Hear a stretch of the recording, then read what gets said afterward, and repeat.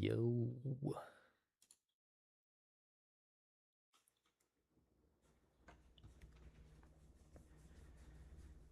Where is my chat?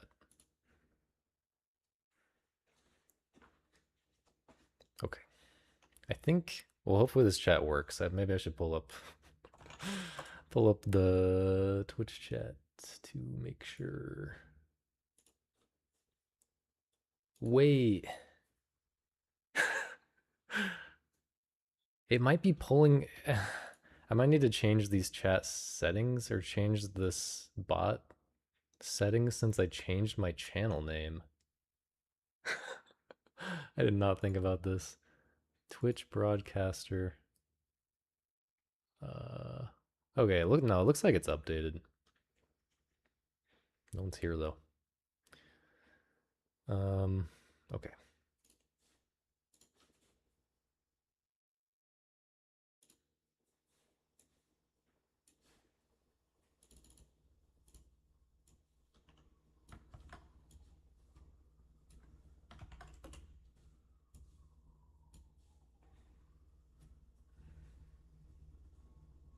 Wait, this is the wrong thing.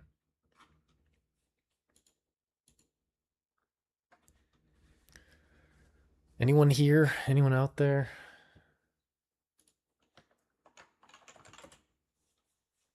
Oh wait, I forgot. I forgot I have to announce on the Discord. Uh,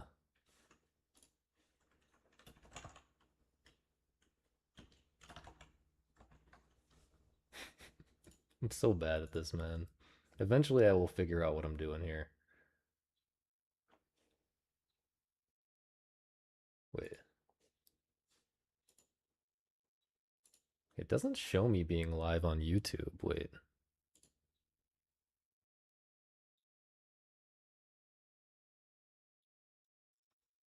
Okay, wait, I got a chat message.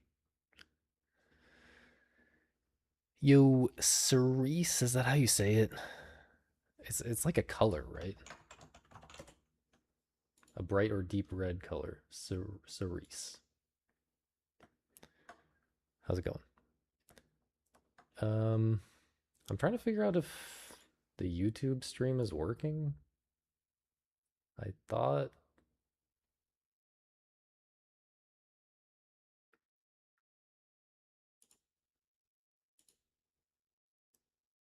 Yeah, it says I'm live here. Okay. I don't understand how YouTube streams work, I guess.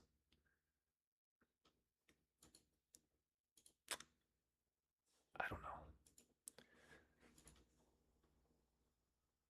Exactly correct. Nice. Wait, I feel kind of naked without my headphones. I don't think I really need my headphones, but I don't have any game audio for these games. But I feel uncomfortable, so we're gonna hit the headphones. What was I doing? Oh yeah, I was announcing to the Discord. What is the title? The title is this.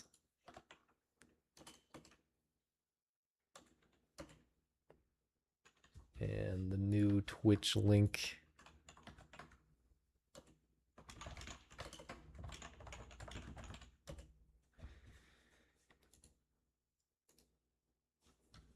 Okay.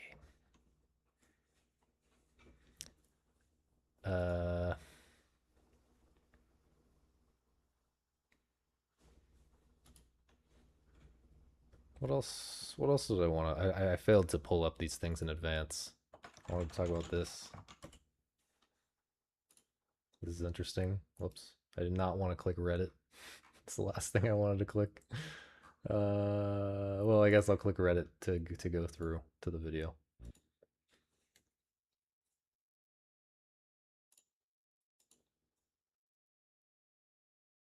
Hi, my name.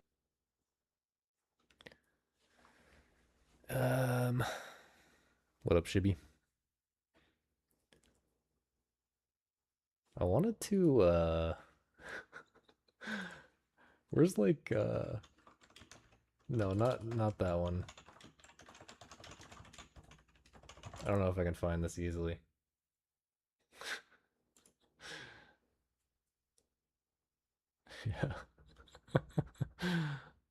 we're doing lists. We're doing lists every week. We're finding the stupidest list of games that I can possibly find that was posted in the past week, and I'll be reacting. That's the new content. That's what the people want. I'm sorry. We can't we can't not talk about this peak list right here. Anyway, what's up, Agent? Um,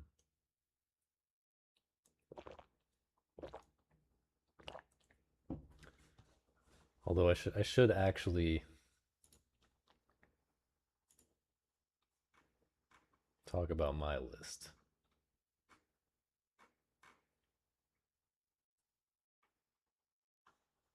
as well. All right, all right.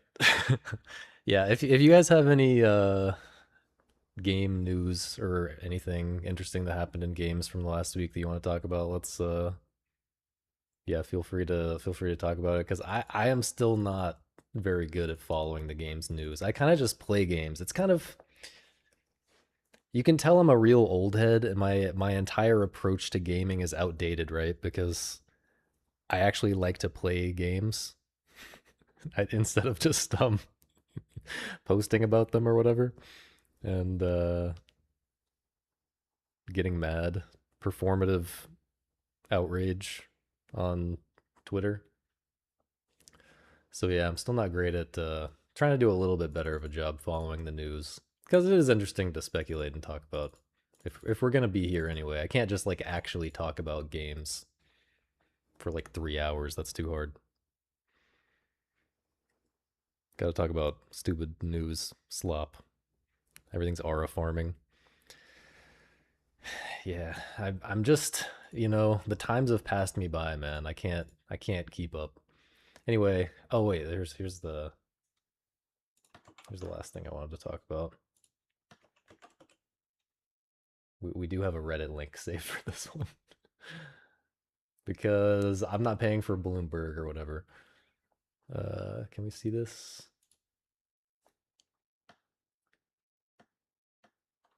There's probably a better place to find this news, but whatever. First thing I wanted to talk about Super Mario v Trump. Is that like a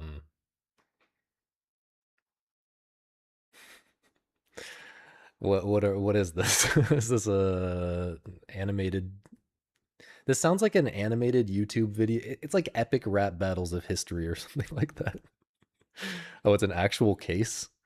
Nintendo versus the U.S. government. Oh, really? I did not know. I did not hear about this.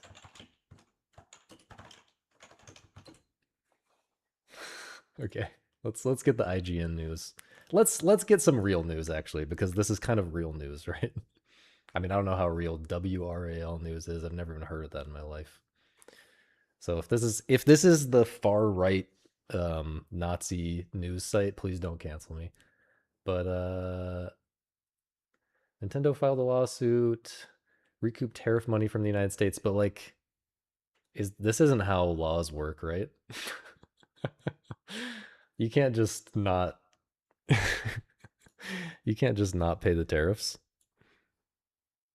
I mean, this is what I'm saying right now is completely separate from whether the tariffs are good or anything, but like there's just a question of authority here. Like uh the United States has its own policy for these things.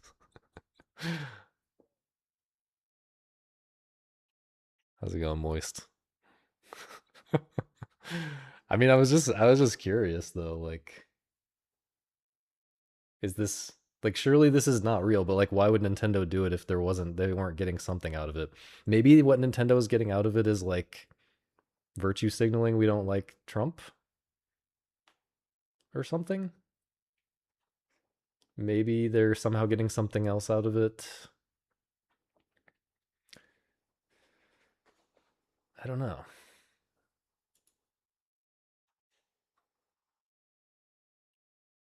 Does anyone know? There's a lot of massive suits about the tariffs. Okay, well, let's get back to something that's a little bit closer to video games. And not far away from politics maybe is the more important part. Yo consultant. Good morning. Are you guys like rolling out of bed to watch this?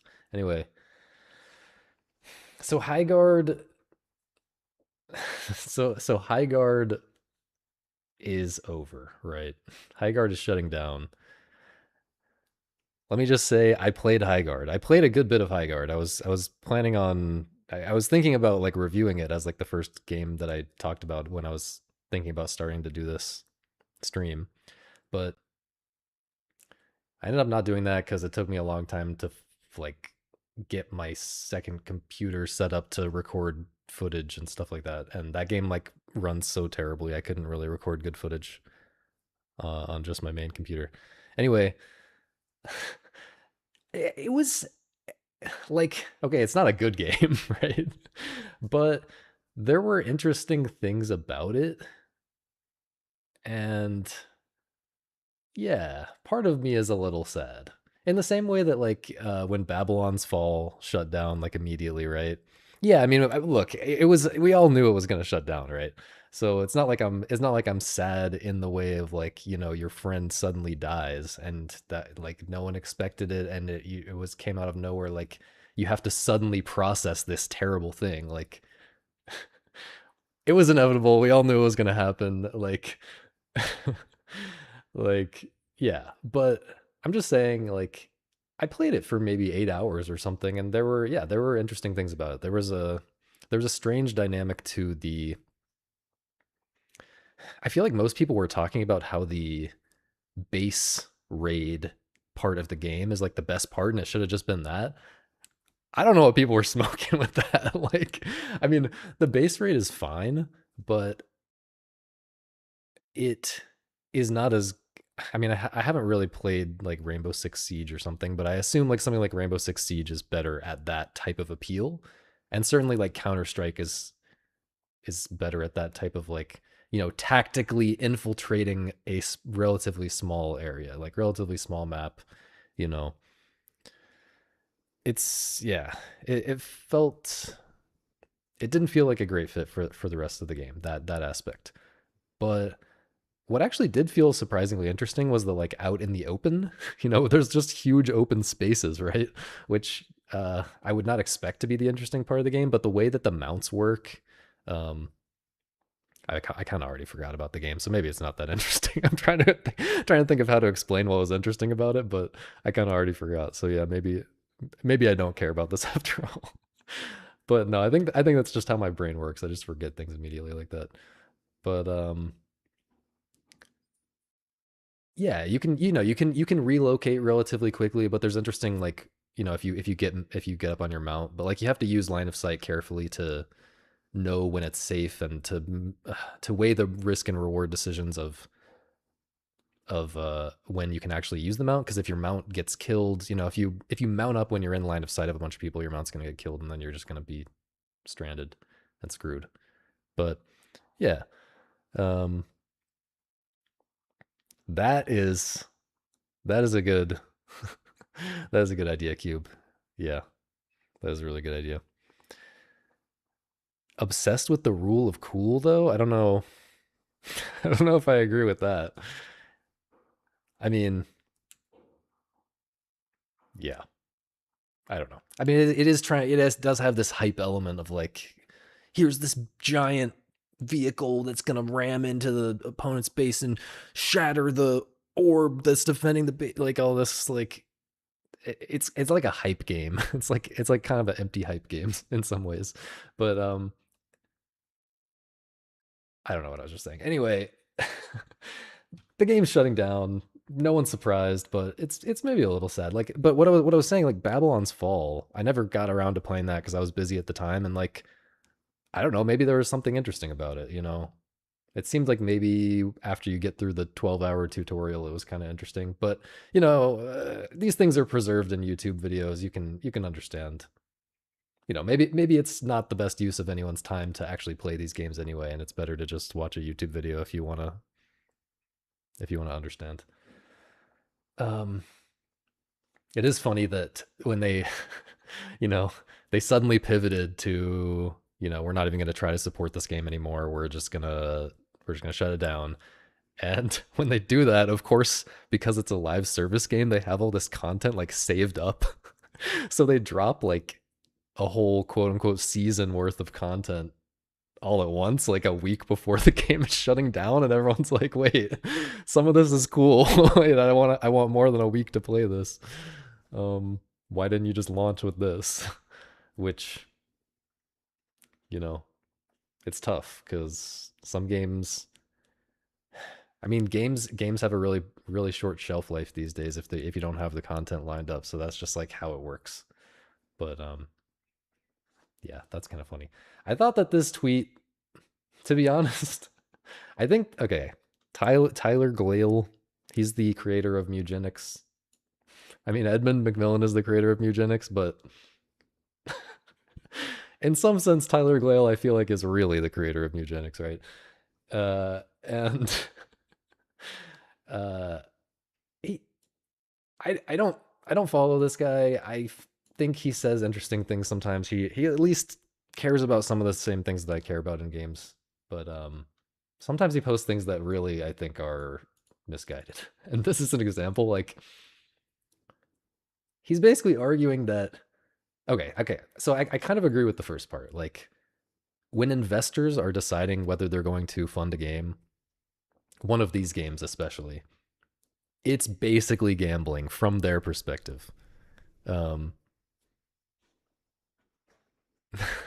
it's basically gambling from their perspective. Like they are betting, and this kind of answers your question, Aloe. Like 2 million players is not enough because everyone is just trying to be the next. It's like a winner take all kind of deal. Like every type of game, every type of like big live service game has room for one game in that category, right? Like you know, obviously like Fortnite and Apex Legends are both battle royales, but like, you know, Fortnite is appealing to like 5-year-olds and battle royales, sorry, Apex Legends is appealing to more like the serious esports and like adult audience. Um yeah, it's a little more complicated than that, but like when investors are funding these games or thinking about funding these games, they're trying to get the next like $1 billion game, not like a yeah, not like a 50 million, not like a $100 million game even. That's just like yeah. So I agree with this part, um, but there's a jump here that really annoyed me and annoyed a lot of people. um, where he says it's pointless to try to analyze what they could have done differently, where did they miss the mark, etc., etc. It's basically like trying to suggest how you should change which lottery numbers you pick next time. So the jump here is from saying that investors, the people who invest in video games, don't know how to predict it, to saying that no one knows how to predict it or that it's impossible to for anyone to learn how to predict it. Like I think there are a lot of people personally, I think it was okay. So there's a difference between predicting like right before the game comes out, which is what a lot of these people in the comments probably are thinking about. They're thinking like, "Oh, I knew High Guard was going to flop right before it came out." But like there's a difference between that and like, pre-alpha footage and pitches and all of that. It's obviously much harder to predict from that. But I still feel like I could do much better than lottery ticket numbers if you put me in charge. But the problem is like, and I think a lot of people who think seriously about games and play games a lot and are in the audience for this type of game could understand these things. Although, if you're in the audience, there's a risk that you are thinking too much about just your own perspective. Like maybe you're just thinking about the esports angle and not thinking about the casual angle or whatever. You kind of have to have someone who understands all the different audiences that need to be hit. You have to appeal to a lot of different audiences with a game like this for it to really take off. But I think I can do that pretty well, but at least way better than lottery numbers uh odds. And yeah. And this is kind of just an interesting thing in general. Like why why aren't investors trying to hire me? No, like not me, but like why aren't why aren't these companies trying to hire people who like know more about games? Like, are there just is there just no cross communication between these two worlds? Like, it feels like there's no communication between these two worlds, and there should be. But I don't know. Maybe I'm crazy. I mean, I guess now there's like poly market and stuff. Like maybe there's people predicting these things. Does someone know? Like, was there like a poly market for like is Highguard gonna flop from the minute it was announced or something like that? I don't know. If there's stuff like that, then maybe they could scout for people to hire from who's predicting this stuff correctly on Polymarket and betting a lot of money. But I guess the main problem is like people who have money nowadays. This has been written about at length by many people, but like the current billionaire class and like generally wealthy people do not have good taste, right? Like you see like the only one I'm thinking of is like Mark Zuckerberg. You see like Sam Altman, right? Like you see these videos of Sam Altman in his kitchen, like cooking something for some reason. I don't know why. I don't know why they're like posting that, but like you see videos like that, and it's just like their kitchen's really ugly. Like their kitchen's really ugly. They seemingly their life is not. They just don't know very much about aesthetics in general, right? Like like Elon Musk talking about video games, right? Like and Elon Musk talking about pop culture in general. Like these people have very very like uh lowest common denominator kinds of taste in like every way. So that's maybe the problem, maybe part of the problem, or at least related to the problem. Like the people who are in a position to bet on a game, to invest in games, to fund games in general, like mostly do not are not good at choosing what games to fund, even when they're going for like the mass market thing, right? Like obviously I would like for rich people to have good taste so that they can fund like 868 so they can give Michael Bro money and give Sylvie money and all this stuff, like but but even when they're going for mass appeal, like they seem I kind of agree with this perspective where it seems like they don't really know what to bet on. But of course, it's I'm speaking as a complete outsider. I haven't been in these business meetings. Like, take all of this with a huge grain of salt because like it's possible that there's also just I guess it's likely that there's also just not enough good games to bet on to go around, right? Like a lot of these people who are deciding to spend all this money on something like High Guard, like they just haven't met the people who have pitched the better version of that to them. So they're like, well, I might as well fund something. Anyway, thought that was interesting. This is let me make sure I don't play this super My name is loud. Gil Lawson, and I make strange Yeah, this interests me. Let's just watch this a minute and a half. games on the computer. There's something happening that I want to tell you about. For the last few years, game studios across the world have been getting downsized and demolished. Massive, expensive AAA games are being met with disinterest and dispassion on release, and the culture around games is being choked by algorithm-driven feeds and collapsing forums for public conversation. The mood has been a little grim.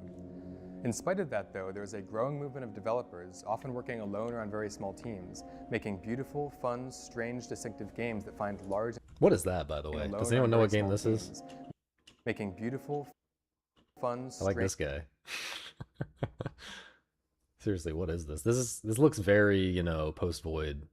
And the other games that I've looked at that are like post void inspired, the post voids, the post void likes, um, feel like they don't really capture what was good about the gameplay, but this looks interesting. I mean, I feel like I would play this for the aesthetics alone, right? Which, is probably a lot of all these games are mainly about the aesthetics or like the presentation more so than the gameplay, but still interesting. Anyway, yo, thanks for the subscriptions, guys. I have this new. I'm looking at a new chat aggregator thingy, uh, so that I can get the YouTube chat. Hopefully, someone tell me please if the YouTube chat is not working. Should be, but I haven't gotten any chats from YouTube yet that I can see. Maybe it's not working. Anyway, it looks, yeah, the subscription looks weird on here. I need to get used to that. Anyway, yeah, thank you. Thank you so much. And how's it going, Sam? Still haven't played Mugenics. Don't ask about that. But I'm interested. Anyway. Distinctive games that find large enthusiastic audiences on release. In a moment where both independent developers and massive teams are trying to hedge their bets and play it safe, these developers are swinging for the fences and finding that's what people want to play. Those people and those games don't always have the easiest time finding one another, though. The games press has been gutted. There's people and those games anyone here don't always have the easiest time. Anyone here play Consume Me? I played this. I did play this, and it is totally not my type of game, right? It's like an RPG. I mean, it's a quote RPG, but really I feel like it's very strategic, right? It's very much a strategy RPG, but it's a very unique structure for a game, and it's like a memoir. It's like about her experience in high school. It's like it's a memoir about her experience in high school with eating disorders and stuff like that. Like, it's a very personal, interesting game on that level. And the gameplay works better with that than you would expect. I still have my issues with it, but yeah, this is a really well made, labor of love, unique game that's worth highlighting, even if it wasn't my absolute favorite thing. Soul Injector Commando. Let's peep this real quick. We'll get back to Computer Worlds. But oh, did you guys see Steam added the theater mode? That's kind of huge, actually.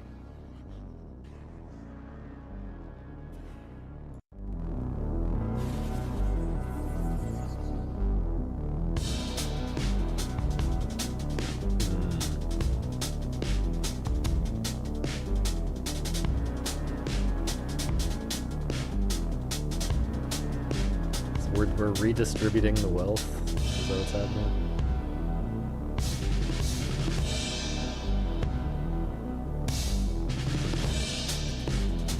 I can't. Apparently this is the way to sell games now, is just show a bunch of insane, wacky shit. And like, because like what I'm saying is, from my perspective, as someone who wants to understand what the actual gameplay is, I mean, like I said, I would maybe play this just for the presentation, but as someone who mostly wants to understand what the actual gameplay is, like, I watch trailers like this and I'm just like, I have no idea. Like, I have no idea what I'm getting into. And I mean, I like not knowing what I'm getting into sometimes, but that's more like when I can trust someone's recommendation and I just boot up a game without knowing anything about it. Like, then it's cool not knowing what I'm getting into. But if I'm like trying to decide if this is worth playing, I kind of maybe would like to know what what the heck the game is. Anyway,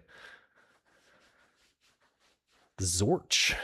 That must be some kind of deep cut, because I don't know what that is. But yeah, apparently it's not out yet. I'm sure I will hear more about it in Computer Worlds. Finding one another, though. The games press has been gutted. There's almost no infrastructure left for curation and criticism, and even publishers don't know how to publish. Is this a game? Gutted. Sorry. There's almost no I'm sorry, pausing every 2 seconds. Is this whole thing a game? Yeah, this is a game.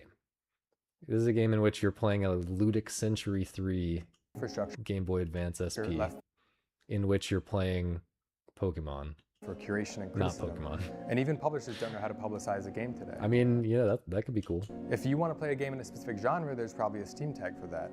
But if you're looking to play a game that is specifically distinctive and unique and unlike anything else, it can be hard to know where to start. I don't think it's that looks cool. And unique and unlike anything else. It can be hard to know where to start.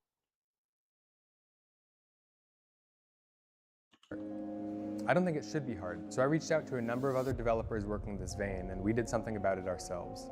I'm very excited to show it to you. It's called Computer Worlds, and it kicks off next Thursday, March 12th at 1 p.m. Eastern Time, 10 a.m. Pacific on the NoClip 2 YouTube channel. My name is Gil Lawson, and I make strange games on the computer. Shout out people who make strange games on the computer. Yeah, Yeah, so it seems like this is maybe not totally aligned with the kind of games I like because it seems very visuals, presentation focused, but I will be keeping an eye on this. I will be watching this. I will maybe be talking about it next week.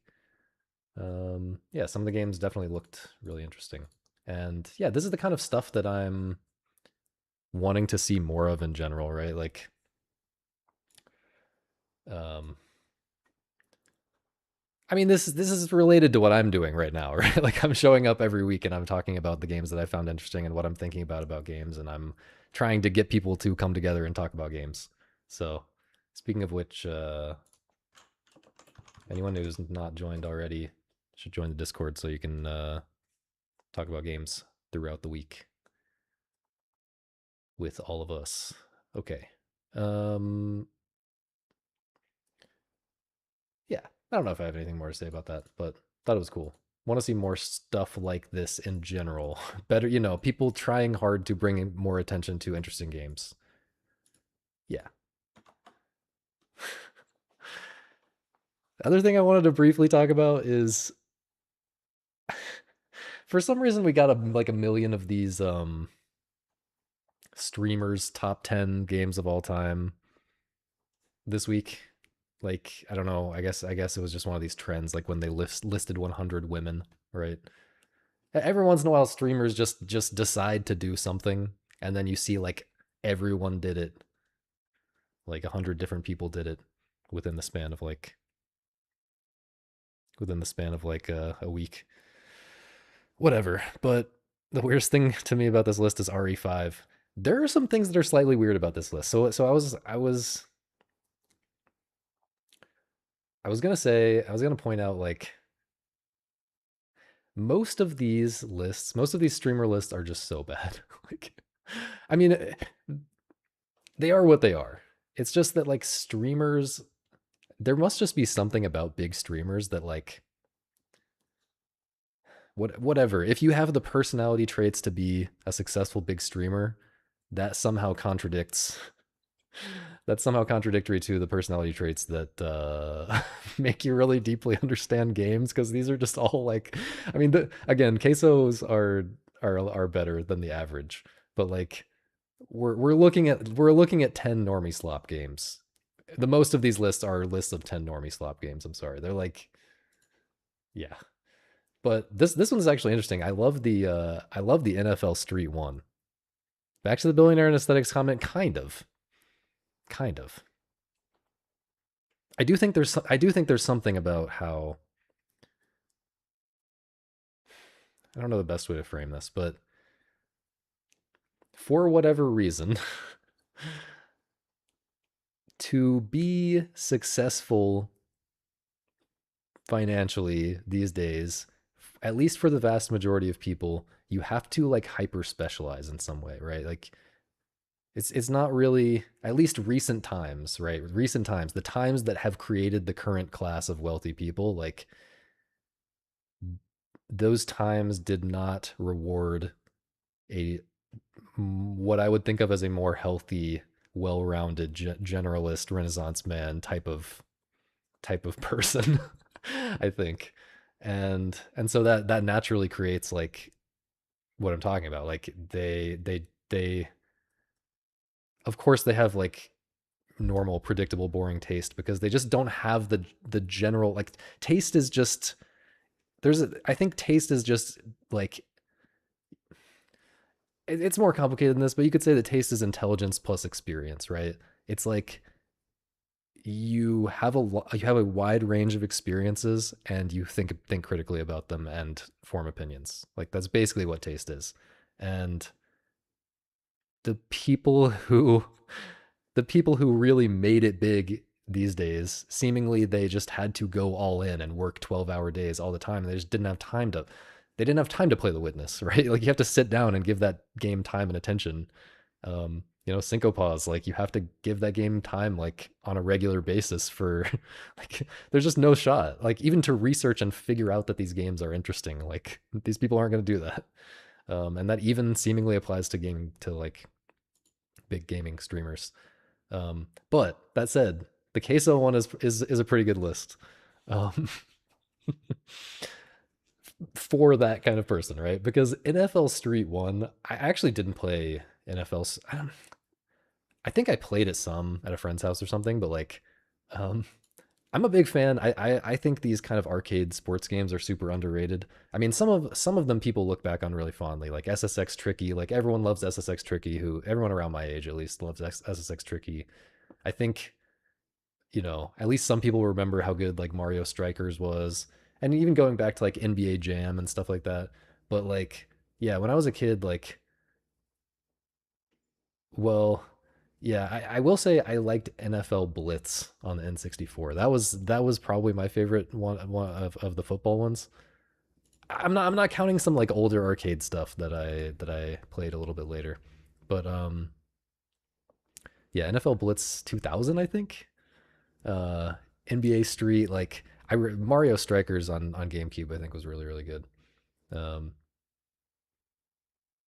yeah, yeah, most developers are not deep in the can. That's true. I wasn't really thinking about that, but like it's just really hard. I mean, games are just such a deep domain, right? There's so many different angles that you can think about games and keep understanding them more deeply, right? And yeah, if you're going to sit down and put in the hard work and the hours to make a serious game, even just one, or like even just one like pretty big passion project type of game, like it's hard to it's I'm certain it's hard to find the time to play all the stuff that you should really ideally be playing to like inform your to develop your taste and things, inform your design. So yeah, it's just tough. There's just no time in the world.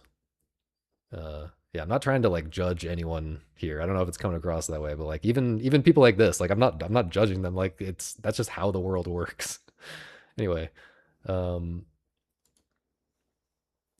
yeah, NFL Street pretty interesting pick. Like Resident Evil 5, pretty pretty interesting pick. Like MGS2 even, pretty interesting pick. Jak 3, obviously an interesting pick. I am really fond of Jak 3. I haven't touched it since I was like 10 or whatever, whenever it came out, but like I thought there was something to that game at the time that like Jak 1 and 2 didn't have. It was like I like, Jak and Daxter the original was kind of the bulletproof, like this is the quote unquote better game, or like the best game in the trilogy, right? It's just a straightforward like collectathon platformer. It does what it does really well. You can't argue with it, but like Jak 3 had a certain soul to it, I think. You haven't played a single one of these games? Wow. To be honest, I don't know how much time I've wait, I somehow breezed right past Resident Evil 9. That game came out like a week ago, man. This did he have an early copy or anyway? I feel like this list was I mean, this was posted March 1st. When did Resident Evil 9 come out? February 27th. I mean, I guess he had time to play through it all if he was just streaming it every day. That's I mean, you have to respect this list. To be honest, I'm coming around on this list and I wish I'd pulled up a better bad example. Um but yeah. You get my point. Anyway, let's look at a completely different list that I made. Since everyone started doing this, I don't know if the streamers started it or what, but everyone started making their all time favorites list, and I was pretty happy with how mine turned out. I won't talk about it forever, but it's surprisingly well rounded is the main thing that stuck out to me. Like we've got a pure puzzle game. Well, I mean, I guess you'd call this a puzzle exploration game in The Witness. Pure puzzle game, Steven Sausage Roll, strategy, roguelike, Syncopas, multiplayer, squeezed a multiplayer game in there. Multiplayer, like you could call it an RTS, like a weird RTS. Like exploration, story, whatever you call it, detective, whatever you call Outer Wilds, like pure minimalist action game, Angel Dances, like exploration. Uh, I don't know what you call I don't know what you call Infernium either, but it's different than everything else here. Action, FPS, roguelike, and then Brain World, also totally its own thing. Like I'm pretty happy about that. You have to I am you have to put your foot down, right? You have to defend the things that you think are important. And no one else is no one else is doing this. No one else is standing by the 1.0 version. So I got to do it. Yeah, I went out of my way to to go into the Steam and like screenshot this little thing and edit it in. Anyway, like I could have, if I didn't want to do this, I could have just used Topsters, right? I guess I could have edited this into a Topsters. Mostly I just wanted to look nicer. I think the Topsters things are kind of ugly. Shout out, shout out Sam again. Um, Man, I really need to play UFO 50. I played Mega Man 9 by the way when I was whenever it came out. When I was in high school or something maybe. Yeah, don't don't know what's supposed to be interesting about that, but or what's supposed to be good about that, but that's an interesting pick. You really need to play Mugenics as well. But yeah, the thing that stuck out is I think the thing that I noticed only after posting this is all of these games came out between 2016 and 2020. Like I have played a lot of games, man. I've played a lot of games from all eras, from all genres. And somehow when I thought about my top 9 games of all time, they all ended up being from 2016 to 2020. And like you can't just say nostalgia, right? Because first of all, like who has nostalgia from when they were 26 or whatever? Like, you know, who has nostalgia from that era? That was like a terrible time in my life anyway. Um, and second of all, I didn't even play Angel Game or Post Void until like last year. I discovered both these games last year. So I mean, I had known about Post Void, but I hadn't given it a try, and it really caught me off guard compared to what I expected. But yeah, what happened? What happened? Why can't we make them like this anymore, man? Did we didn't I'm telling you right now, we did not just exhaust all of the ideas for types of games that I like. Um, but yeah, I think it kind of goes back to the things I've said before about like money's getting tighter these days. You can't take big swings on um, a really experimental idea. Like Steven Sausage Roll is pretty out there. Like think about how much money he expected to make when he was developing Steven Sausage Roll. Like puzzle games were not they didn't have like the modern puzzle game community that formed post Witness and all that stuff like that did not really exist. Like stuff like Jelly No Puzzle, Snakebird. That's the kind of stuff he would have had to be thinking about. And his own game, English Country Tune, that came before Steven Sausage Roll. Like he must have been thinking about those things and been like, okay, this is gonna sell like 100 copies, maybe. Not maybe not 100 copies. Let's say but it would have been reasonable for him to think it might only sell like 1,000 copies, and then he just spent like 4 years, you know, of his life and his savings or whatever, making a game that didn't make any money.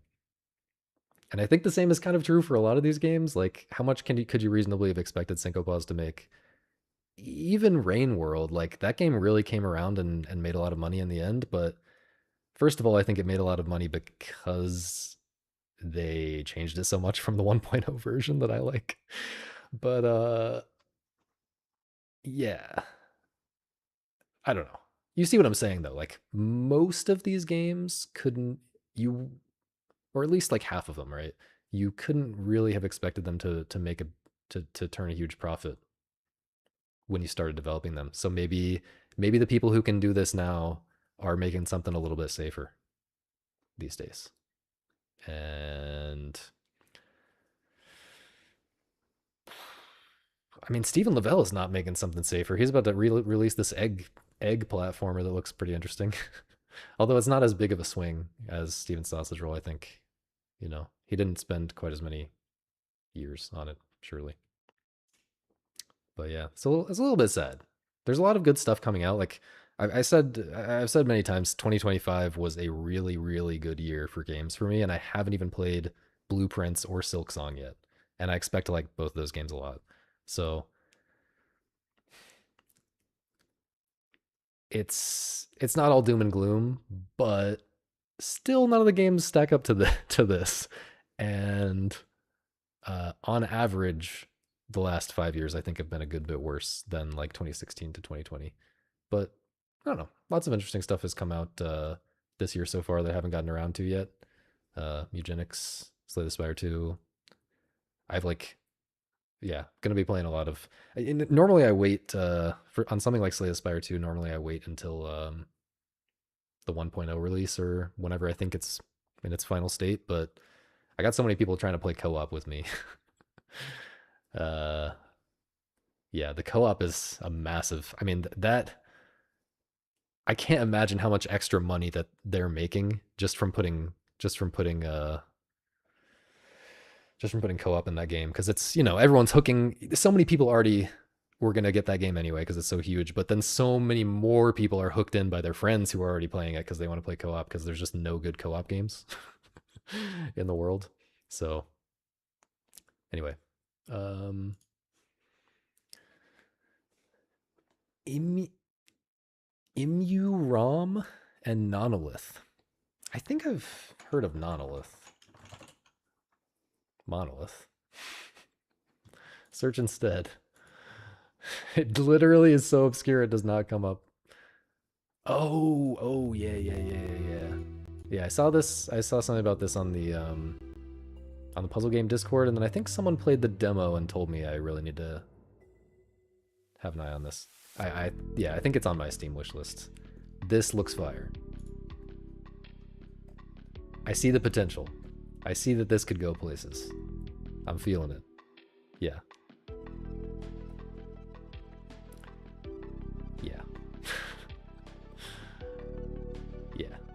I don't know what's going on anymore at this point in the trailer, but yeah, there is big potential here for sure. This says Q4 2026, so who knows? This might not even come out this year, but yeah, definitely looking forward to that. What was the other one? Imu Rom.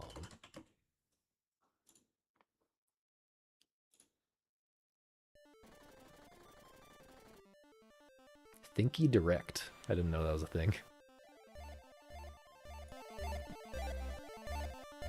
This is Animal Well too. This is Animal Well demake. Haven't played Animal Well, by the way. Don't spoil me. This is Metroid. Wait.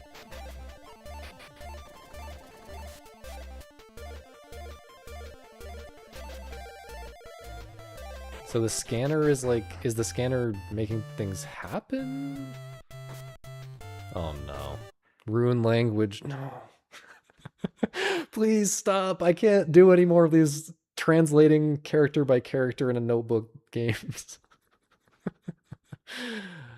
I will say some games justify it. There have been games that I like a lot that that do it differently and justify it. I won't say because I feel like it's kind of a spoiler to mention the names, but yeah, a lot of games be doing these simple yeah, substitution ciphers. Yeah, if it's something fresh, then I'll be into it for sure. But yeah, this looks cool. I'll have to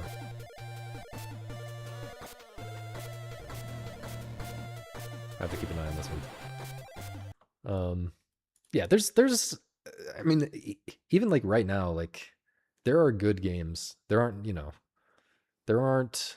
I don't think these are potential all-timers, top 10 of all time type of category for me, but like right now I'm probably like 40 hours into Caramel Action. I've probably played this game.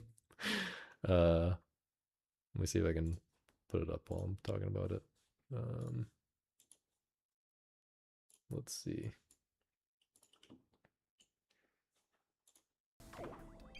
I'm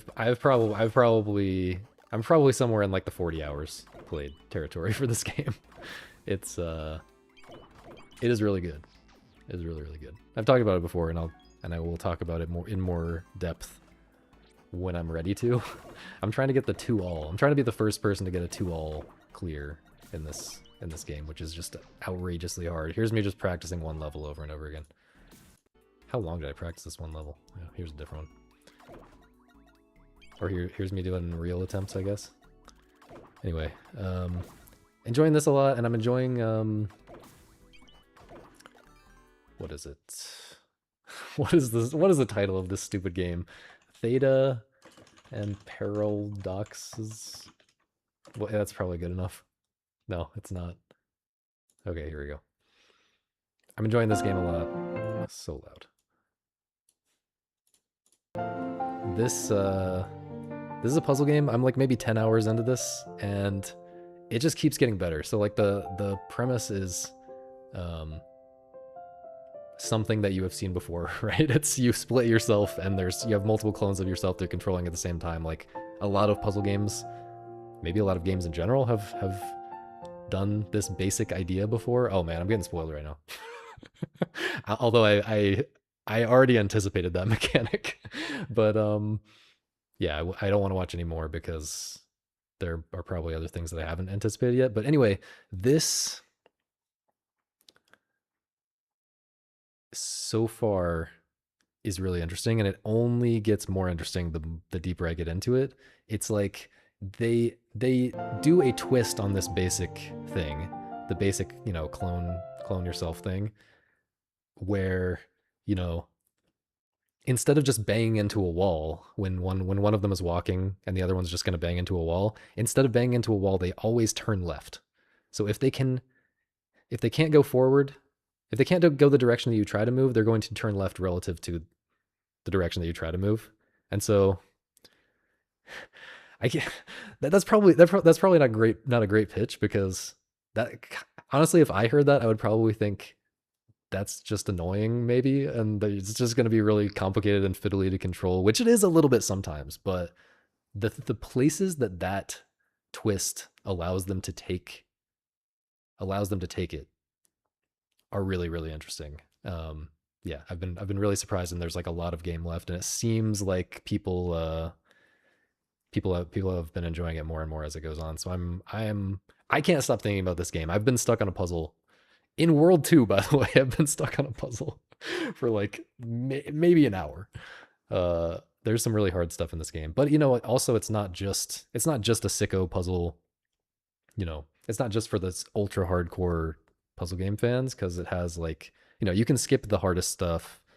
And they have the gain insight mechanic from Can of Wormholes, where like if you're stuck on a puzzle, you can press the gain insight button on the pause menu, and it'll give you a very simple puzzle that uses the same idea, right? And so then you solve the simple puzzle. Now you know the idea that you're trying to use in this more complicated puzzle, and it becomes much more feasible.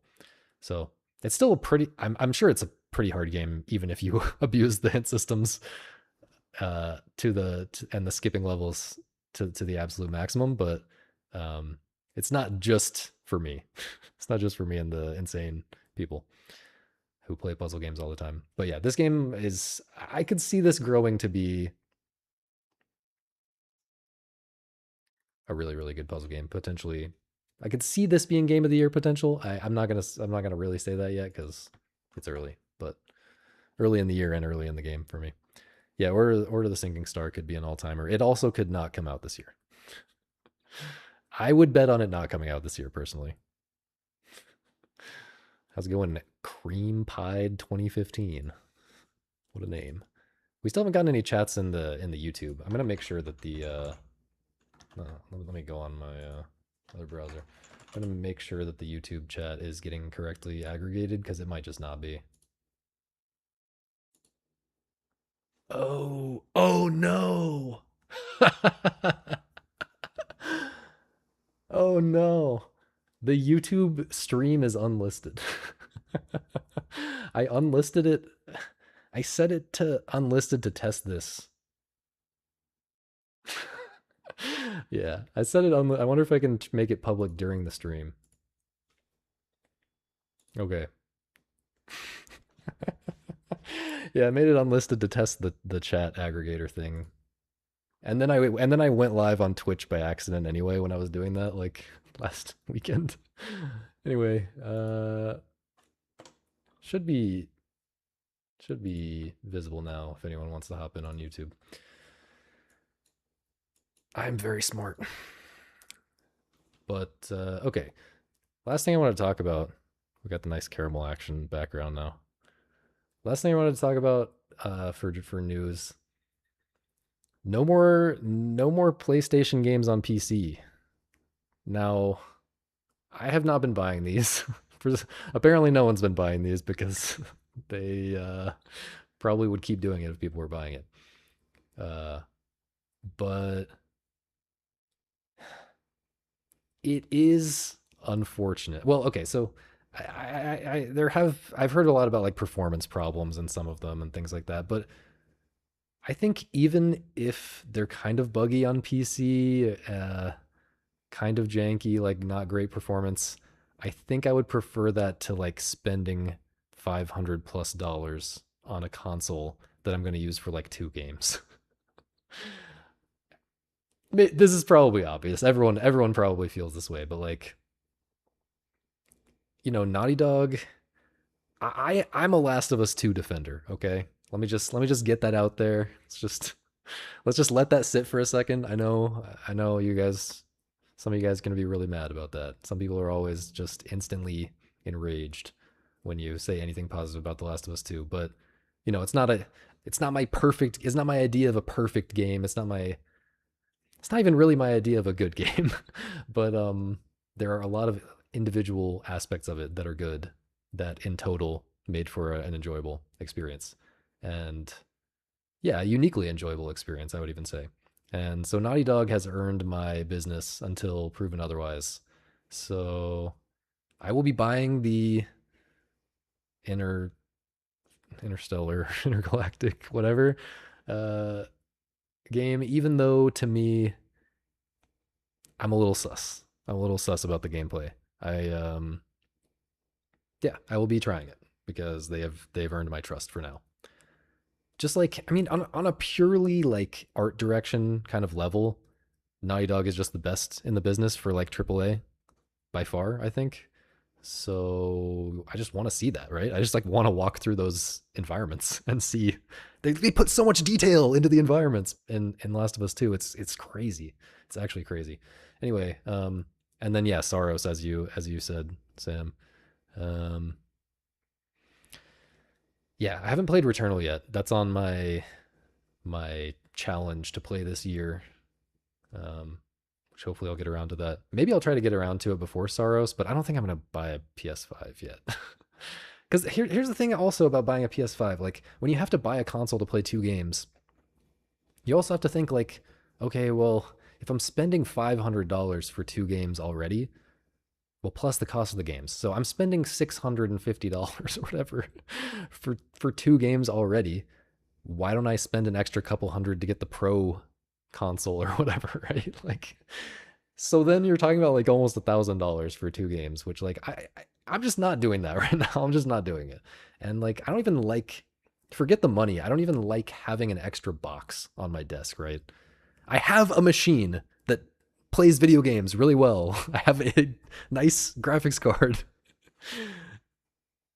I have like a nice graphics card in my computer. I've spent a lot of time and energy making my computer work well for games, right? And like now you're telling me I have to spend $1,000 on a box that is completely redundant with what I have, except for a publisher decided that they want me to spend money.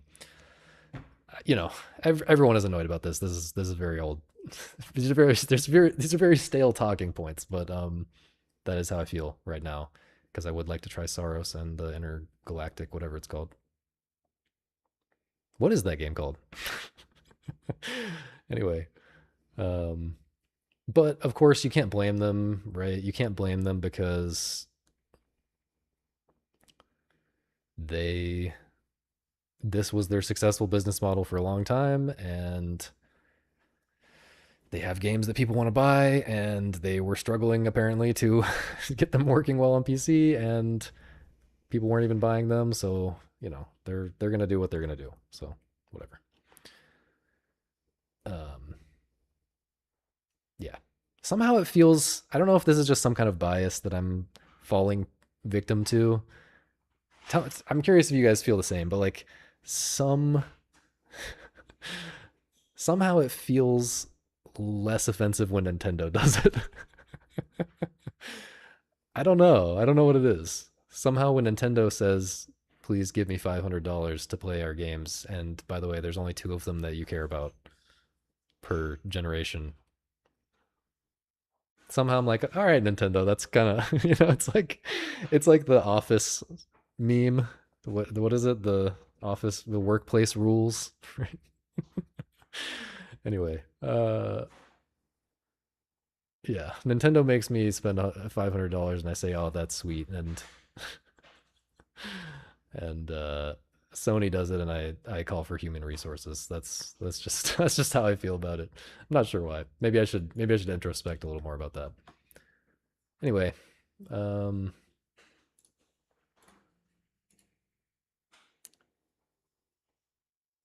here is the main thing I wanted to talk about this week.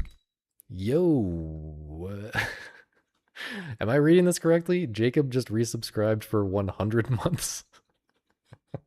Wait, let me pull up the Twitch channel so I can see what this actually looks like on Twitch, like I'm used to.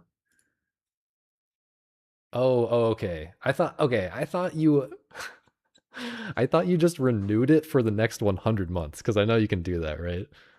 Okay. This is your 100-month streak, right? That makes more sense. Uh, thank you so much. That's crazy though. Are you the first one to hit 100 months? You might be. Thank you so much, man. Um, so wait, wait, wait. We have to respect. No, not this. We have to respect the new title widget. Boom. Okay. So I've been playing. This is the main thing I wanted to talk about because I actually have a lot to say. I have maybe too much to say about.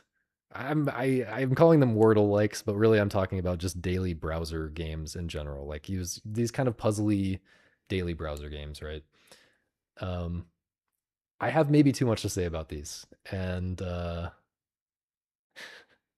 yeah. So I was playing this game, Connect Doku, which I was going to do a real review of it, but I don't think anyone really cares about that. It's basically like New York Times connections, but 2D and worse. The thing that's interesting about it specifically is, you know, it has to have each of these words has to fit into exactly two categories, right? And like that's kind of a hard design problem. Like it's hard to make a puzzle that just even works with such tight constraints like that. Um, and apparently he like used LLMs to make that actually possible, right? To actually generate a puzzle every day, and then he kind of like handpicked whatever they gave him, which you know I'm interested in theory in the ways that new technology can be used for game design, but this one I think just doesn't work because I mean the problem with like such a highly constrained uh type of puzzle, like every time you're designing one of these puzzles, there's enormous constraints that you have to meet, right? It's not just that you have to have exactly four things that fit into each category and each thing has to fit into two different categories and like they fill out a grid like that. Like it's not just that. It's also that like there can't be red herrings. There can't be alternative like explanations. Like you have to design for the entire in a game like this, you have to design for the entire space of possible categories, like possible patterns that people could notice. And like ideally you don't have like, three in the same category probably. You can't ideally there is no category that you can think of that exactly three fit into, maybe. I don't know. Maybe you don't want to design it that way, but you get what I'm saying. Like there's enormous constraints on this kind of thing. And so like I feel like if the format is constrained enough that you need AI to even make a puzzle that to consistently make puzzles that work at all, then it's probably too constrained to be a good game. Like because if the constraints make it hard to make a puzzle that works at all, they make it even harder to make a good puzzle, right? Because you're not just aiming for puzzles that work at all as a designer. You're aiming for a really good puzzle every day, ideally. Um, and yeah, so it's no surprise that like this ends up with like very generic, predictable categories. Once you've played the game a few times, you kind of know what the categories are going to be. It's not like New York Times connections where you sometimes get really wacky stuff that's interesting and you don't quite as much know. I mean, they follow a pattern with New York Times connections, but still you don't quite know what's coming quite as much. And there's just some, I mean, here's a perfect example. Like they do this a lot where it's just like starts with these letters. Like that's just not good gameplay, because like once you know that that's a pattern that they do all the time to make the puzzle work, like um you just kind of have to think about that every time. It's just a thing that it becomes a checkbox, right? It's very easy to notice when there's four, when there's exactly four that start or end with the same three characters. So like, yeah, that's stupid. Anyway, don't want to get too deep into this game specifically, but I want to talk about daily browser puzzle-y games in general. I don't know if there's like a better short name for them, because Wordle-likes is kind of misleading, but you know what I'm talking about. Um, if you're if you're even still watching at this point, you might be wondering why I even care about this genre of games. Um, they're casual slop. I don't care about like Call of Duty. I don't really care. I mean, I maybe sometimes a little bit care about Call of Duty, but I'm not like paying attention to all the big budget games that are coming out all the time and talking about them. But for some reason I'm talking about this. And the reason is because well, the reason is because this is video games, right? So I care. It's the same reason I try to understand like visual novels and walking simulators and stuff like that. Like I don't feel like in theory those are my type of games, but the process of, I've written about this a little bit before, like the process of exploring those games or those genres has actually been extremely enlightening to me. Like I understand video games as a whole better. Maybe I understand art better in general because I have explored, because I have tried to appreciate visual novels, walking sims, and so on. And I think the same is true for this. There are lessons we can learn about video games in general by thinking about them from different angles and thinking about different kinds of games, right? Um, and even if they're not like for me, even if they're never going to be for me, which I don't think is true, but even if it was, even if that were true, like it's interesting to think about games and why they might be good for someone else who's not me. Anyway, um, but also for these kind of games, for these browser games, it's even more important, I think, than it is to understand these kinds of games. It's even more important than like walking sims or whatever, because in a sense, in a sense, these are much more hardcore. They're not, okay, maybe not hardcore, but these are much more real game than people recognize or give them credit for. So, well, here's what I mean. So, like, here's a question. So, I love the this kind of goes back to what we were just saying with the queso list and all of that stuff. But I love the new coinage of the ball and gun gamer, right? Like the ain't got a ball or gun. This tweet blew up, and people recognize this as a type of taste in video games, a very common type of taste in video games, right? um you're gonna have to read it for yourself. I'm not gonna read that. I'm not gonna read it out loud for obvious reasons. I'm not trying to have my Matthew Matosis Bioshock Infinite moment right now. um but like the ball and gun gamer, the person who literally only cares about sports and shooters, like the big budget shooters and like the sports games, right? Like this is a very common type of person. And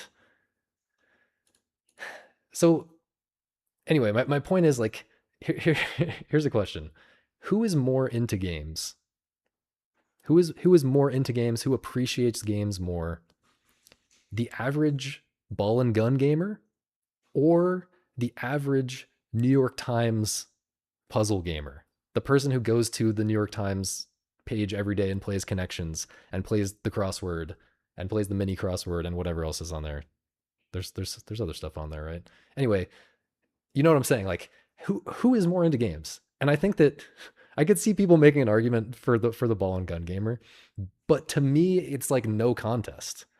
And yeah, yeah, I was planning on talking about that kind of stuff as well, connecting it to like old card games and stuff.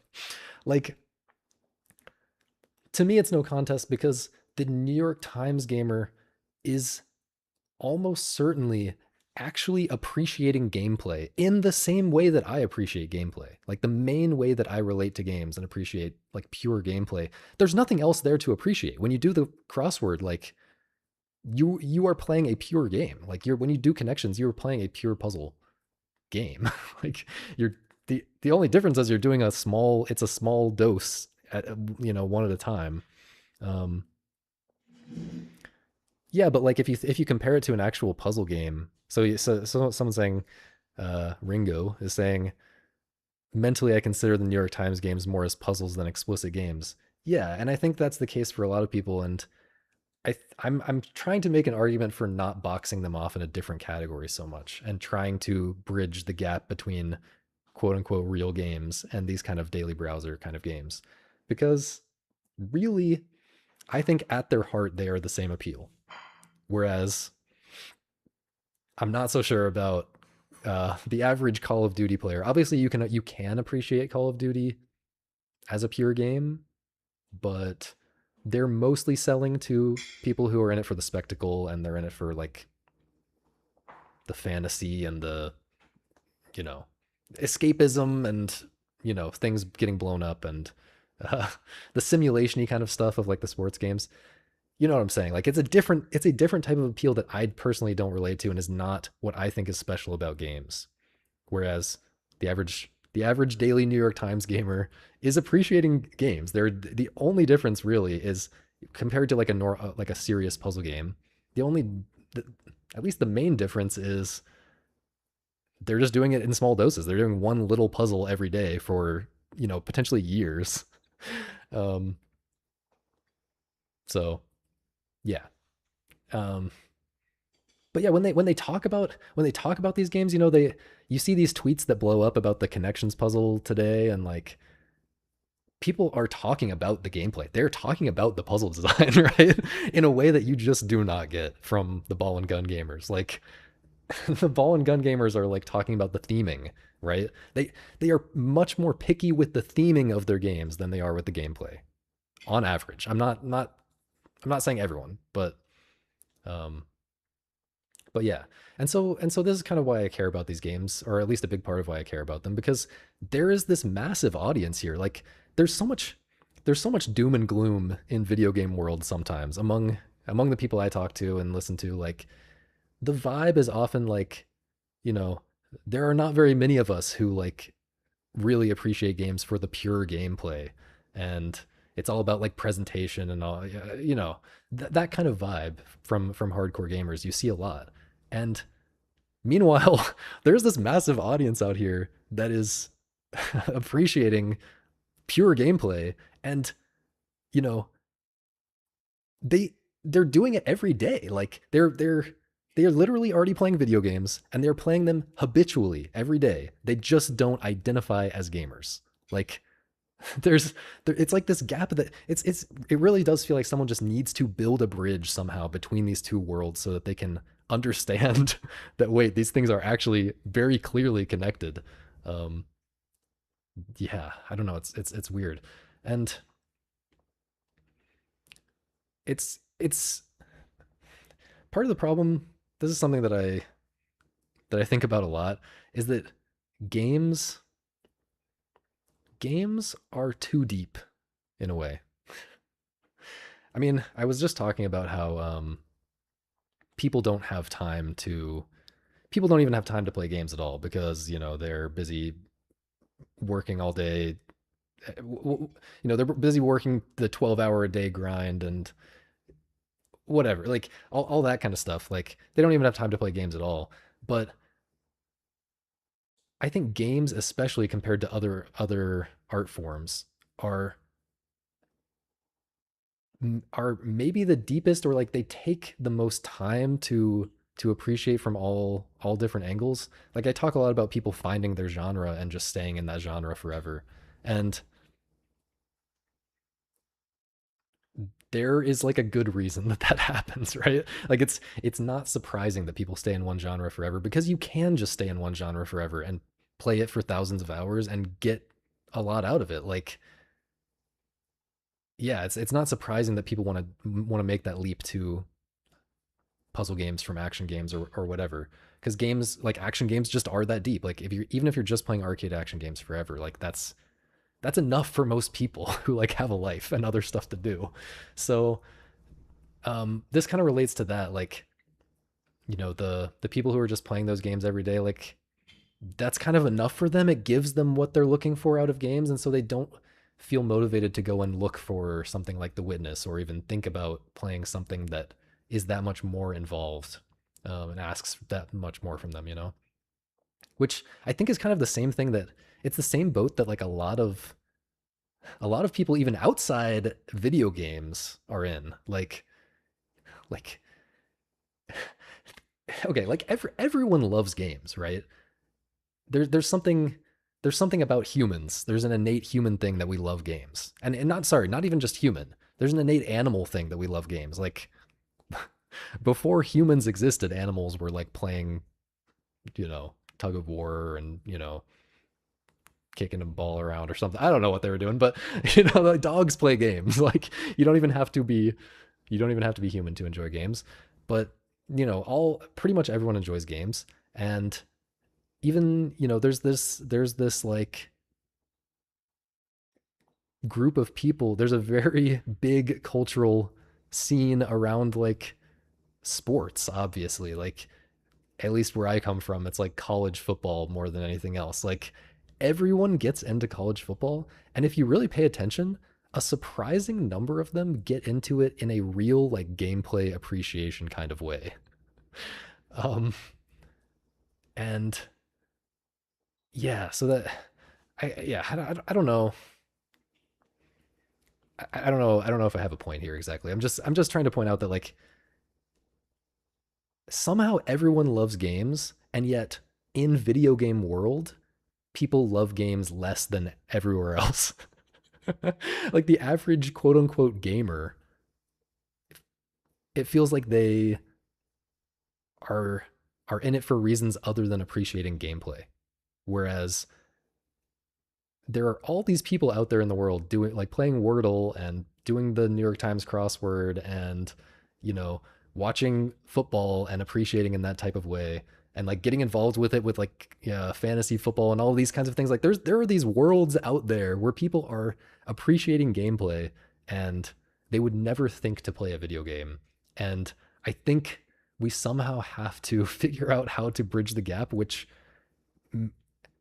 but it's like the big mass of gamers, the big mass of people who identify as gamers, right? The people who are like the ball and gun gamers and other categories, comfy comfy game. Like in general like the escapist vibe, right?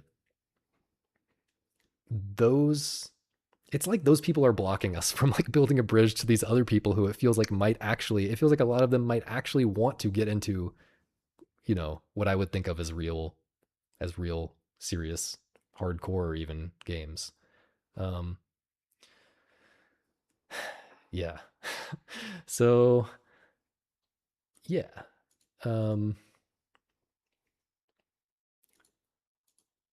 what else did I want to say? I'm gonna skip some of this that I had written down to talk about because this was a long enough rant about this.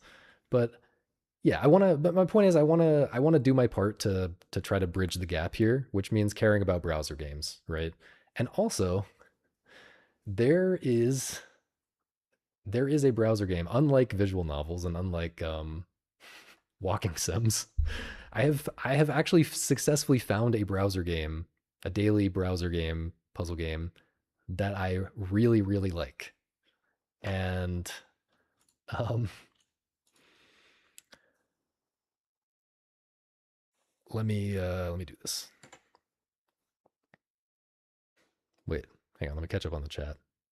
New York Times, a Steam Deck owner pipeline. Yeah, and yeah, the other thing I was gonna say is like this pipeline is kind of forming, right? Like it exists more now than it did 10 years ago, I think. You know, you see people getting into Slay the Spire and now Slay the Spire 2. Like these things reach outside of video games a little bit, for sure. But I think we have a long way to go. I think there's a lot more potential for a big casual audience for the types of games that at least I like, than people realize. Um, have I tried and closed the horse? Yeah, I have. Yeah, I have.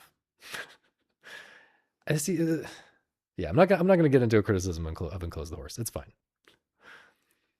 Um, yeah, ball and gun gamers are gatekeeping. That's how I feel about it, man.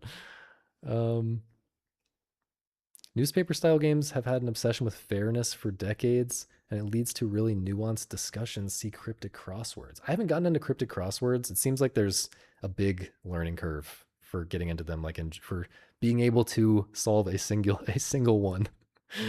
But they do seem interesting.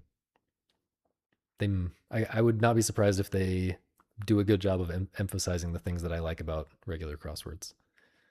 But I need to do that in the future.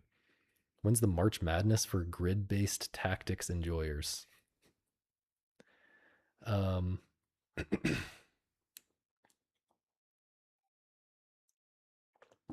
like a competition, like we're actually gonna.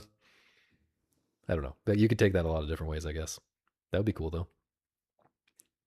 I've thought about like, I mean, I was into Majora's Mask speed running, right? And like, uh, they have Majora's Mask randomizer, and they like do tournaments for that, and it ends up being pretty reliable that the better player wins in those kind of competitions. I wish they had a better format that evened out the RNG a little bit more, but so like sorry, there it's like two people racing on the same randomizer seed, right? And this is a very interesting, if you haven't gotten into any randomizers, they're actually very very like strategically interesting, like managing.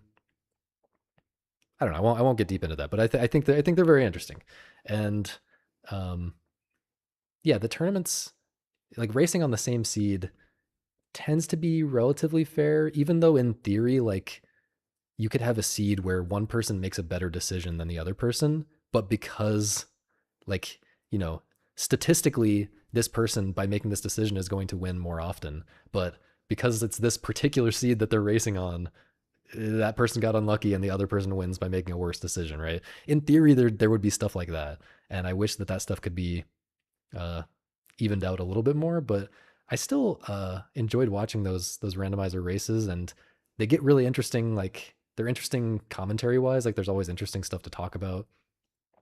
Um, and yeah, it would be cool to see stuff like that. To get something like that organized for Syncopas somehow, or yeah, I guess it works better for randomizers because you can't like die in a randomizer. I mean, you can die, but you don't lose all your progress. But yeah, I could see that something like that being really interesting. Actually, like a tournament of like some kind of roguelikes or something. Um, yeah, yeah, Shibby. But they don't want to let in these casual gamers because they're going to dilute or change what they enjoy about their hobby. But yeah, my argument though is that what I enjoy at least about games is already, it's very hard for me to find people who enjoy the same things about games that I do. Like here I am doing this stream for that reason. Like I'm trying to find other people who uh relate to games in the same way that I do because there are just so few of us out there. Um yeah, whereas and like yeah, like I said, I think getting some more of those current outsiders in would actually bring things closer to my vision of what games should be, or what the games community, what the game industry, etc., games culture should be. How can a game be anti-escapist? Good question. um I mean, there are just some games that are, there's a spectrum, right? But there are some games that are trying to waste your time, or you know jingle keys in front of your face. or something like that. And then there are games that are, also trying to entertain you and they also take time to engage with and they take your attention, but they're also maybe trying to give you something. They're trying to give you a different aesthetic experience or a different something that you can think about and look back on and remember fondly and not just think of as, a waste of time. And, this is a spectrum that has existed in other art forms for all of eternity since art was invented.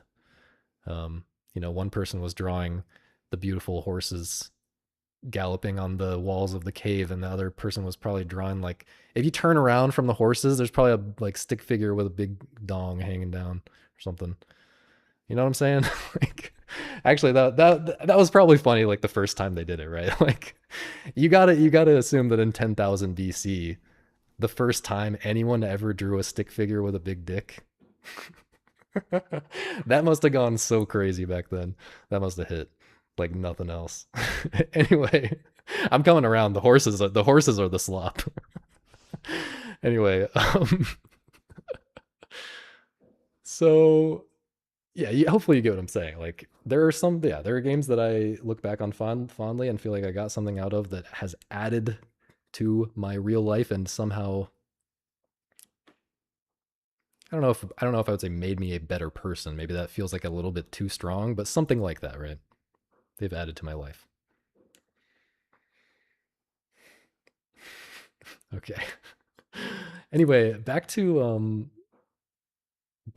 the quote unquote Wordle like that I actually like, okay? Well, let me just say in general, the reason I don't like most of them is because it's just easy for me to compare them to real puzzle games, right? Like Connections versus The Witness. Most people wouldn't even think to compare these games, but they are, like I'm saying, they are more similar than people realize. And Connections and The Witness specifically are both like pattern matching kind of games. They're games about finding patterns in what you're looking at.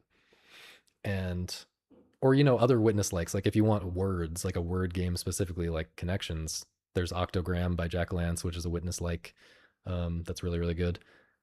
Any of these games, it's the same type of gameplay really. And the game that can have long arcs and get you invested playing for hours, playing for, you might play The Witness for 40 hours, right?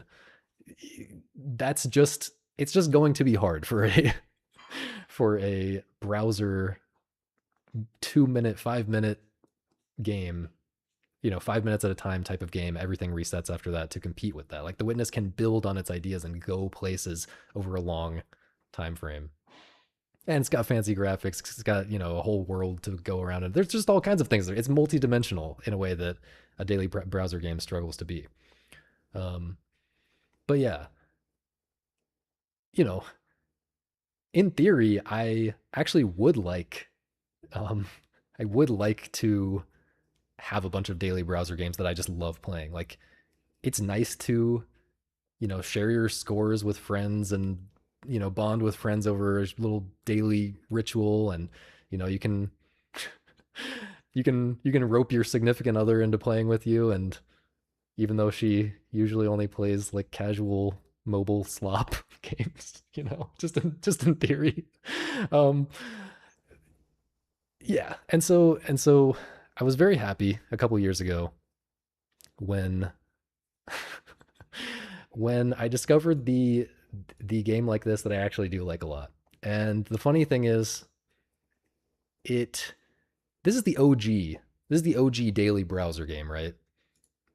And let me just say, I've played like 100 hours of it at this point. Over it tracks your playtime, and I've played over 100 hours. I saw yesterday, and it feels weird to include something like this in Game of the Year discussions, but I actually thought about including it in my 2025 Game of the Year list because, yeah, it's easily one of my favorites of the last few years. I play it every day. It is the OG daily browser game, though. when it's when it's 1942 and you're browsing through the newspaper. Like the newspaper was the OG web browser in many ways. Anyway, what I'm talking about,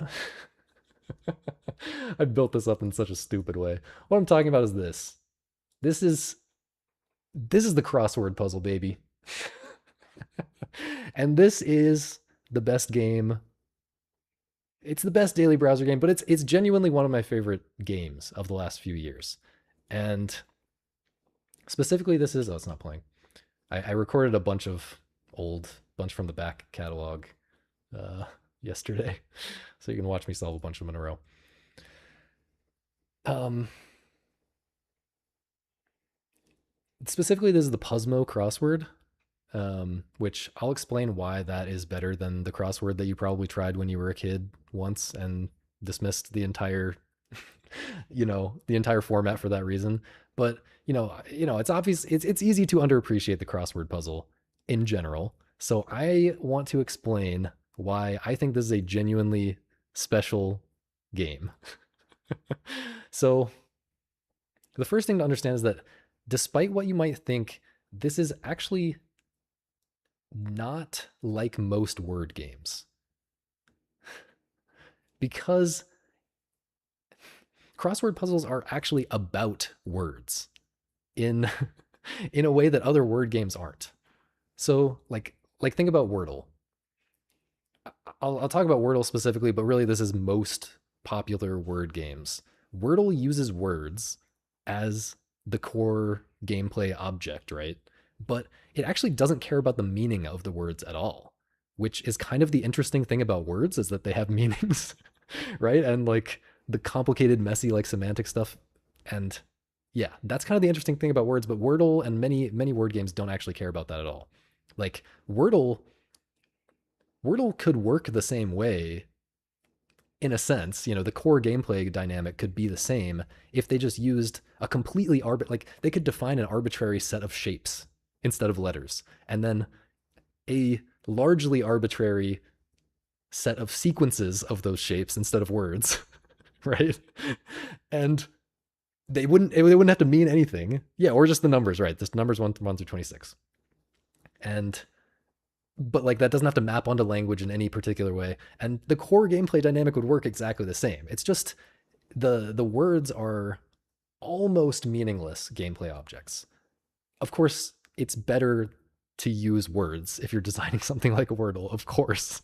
No one wants to learn an arbitrary set of like a billion different gameplay objects, right? But like the words, the game is not interesting because it's words. The words are just a way of having a huge number of distinct gameplay objects without having a huge learning curve, which, you know, this explains why so many casual games are word games, right? Because casuals don't have time for a learning curve for, the kind of learning curve you get in a lot of hardcore games.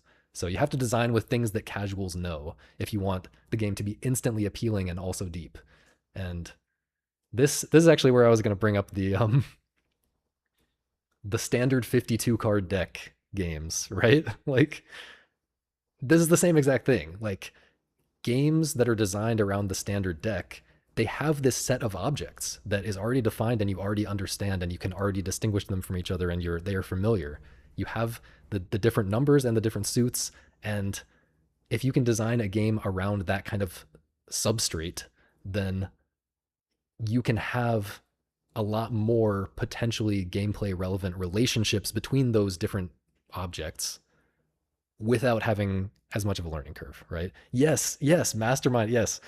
Wordle is literally a clone of Mastermind.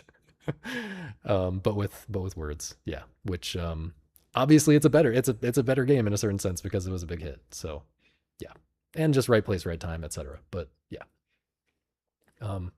All that to say, crosswords are not like that. Crosswords are primarily about the meanings of the words. So, you know, if you like unique gameplay experiences, here you go. Here is a here's a recommendation. This is a game that has been around for over a century and at least to me is genuinely still fresh and unique, has unique appeal in 2026 and does its thing extremely well. Um, and yeah, so I got into this a few years ago. So I've been doing these almost every day for like over 2 years now. Um, and yeah, there's also like cryptic crosswords, which I can't speak on that stuff yet. Like that might be an exaggerated or an enhanced version of the same kind of main appeal that I get out of crosswords. But I'll have to speak on that in the future if I ever get into that, which I'm sure I will at some point. But for now, I can say that I think that this is a good way. The Puzzmo crossword specifically is a good way to get into crosswords if you haven't before. Um, I've actually gotten a few friends, several friends into it, doing it every day as well. Um, and yeah, there are several things about this site specifically, the crosswords on Puzzmo specifically, that make it especially great. So the first thing is it has the kind of dynamic difficulty that I like in a score-based game, where so it has you're not going to see it in the footage really, but like each of these clues has a hint button, and if you click the hint, you get an easier clue for the same thing as well as the original clue. And then I think if you do that and it's still too hard, you still need more help. There's other ways. Well, you can like check your errors and things like that. But yeah, anyway, there's ways to make make it easier if you're stuck. And but it's not just like FromSoft games where you can do whatever you want. You know, you can summon and it's just as valid in the game's opinion, right? In the developer's opinion, in the game's opinion, whatever. It's just as valid if you do it with summons and the most OP spells in the game versus if you do it with a really difficult build or soul level 1 or whatever. Um, so it's not like that because there is an actual scoring system, right? And everyone is getting compared. And so everyone is playing the same thing. And the game, yeah, it's you can play this at any skill level and have a good time, but you will get scored appropriately. And everyone is at the end of the day playing the same game, which I think is important. Um, which I think is I think this is how you do. Man, I'm losing my voice. Let me drink some water.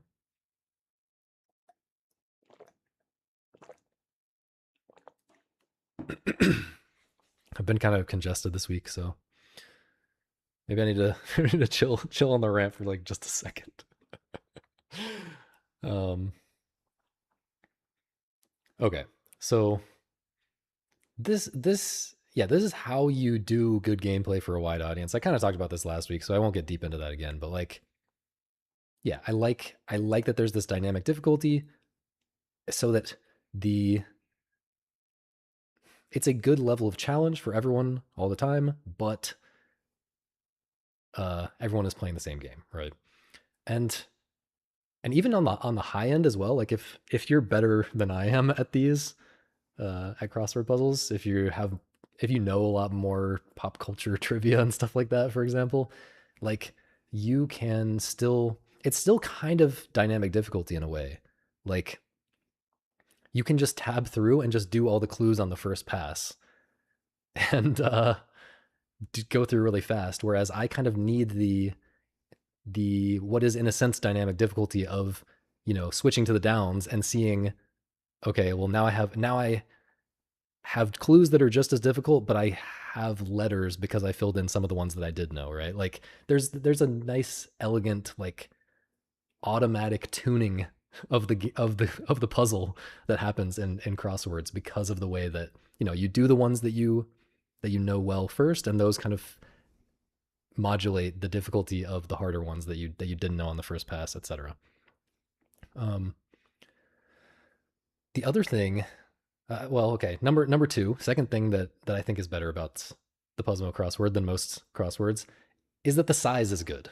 Okay, the New York Times full size crossword is just too big unless you're like super cracked at them and can do them in like 2 minutes regardless. New York Times Mini is too small. This is like 5 minutes, 10 minutes per day, which I think is nice. Um, number three, third reason this is better, it has these black bars. This seems like a small thing, but it's actually I think pretty significant and interesting.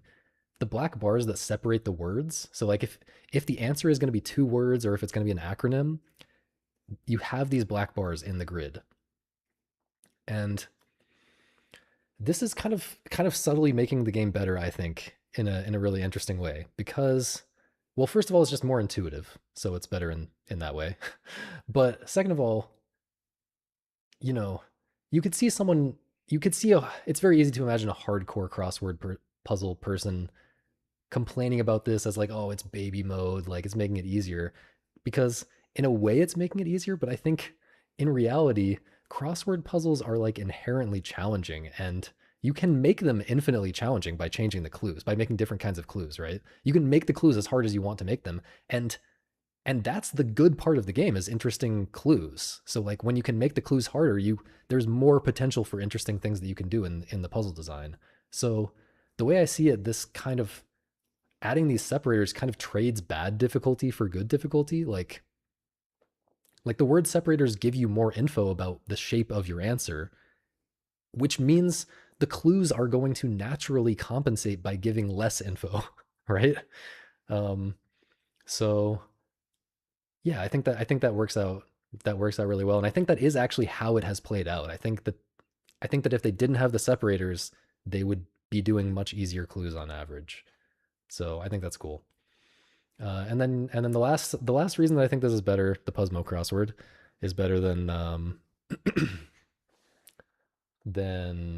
traditional crosswords that you might be familiar with, that you might have tried and dismissed the entire form based on, um, is that but this is more subjective, but at least for me, like the references, the cultural references, the knowledge that you are expected to have, or at least have some of it, it's just all much more relevant to me, and probably to you, if I'm being real, probably much more relevant to you than what you typically get in like the New York Times. Like the New York Times still has a little bit of the vibe of, person who's been reading this newspaper since the 1980s. Like they're targeting that knowledge base a little bit. Like you get a lot of like really old pop culture, really old like geopolitical stuff, whereas this is like stuff that is I feel like in a millennial slash Zoomers wheelhouse, reasonably, and stuff that I care to know about for the most part.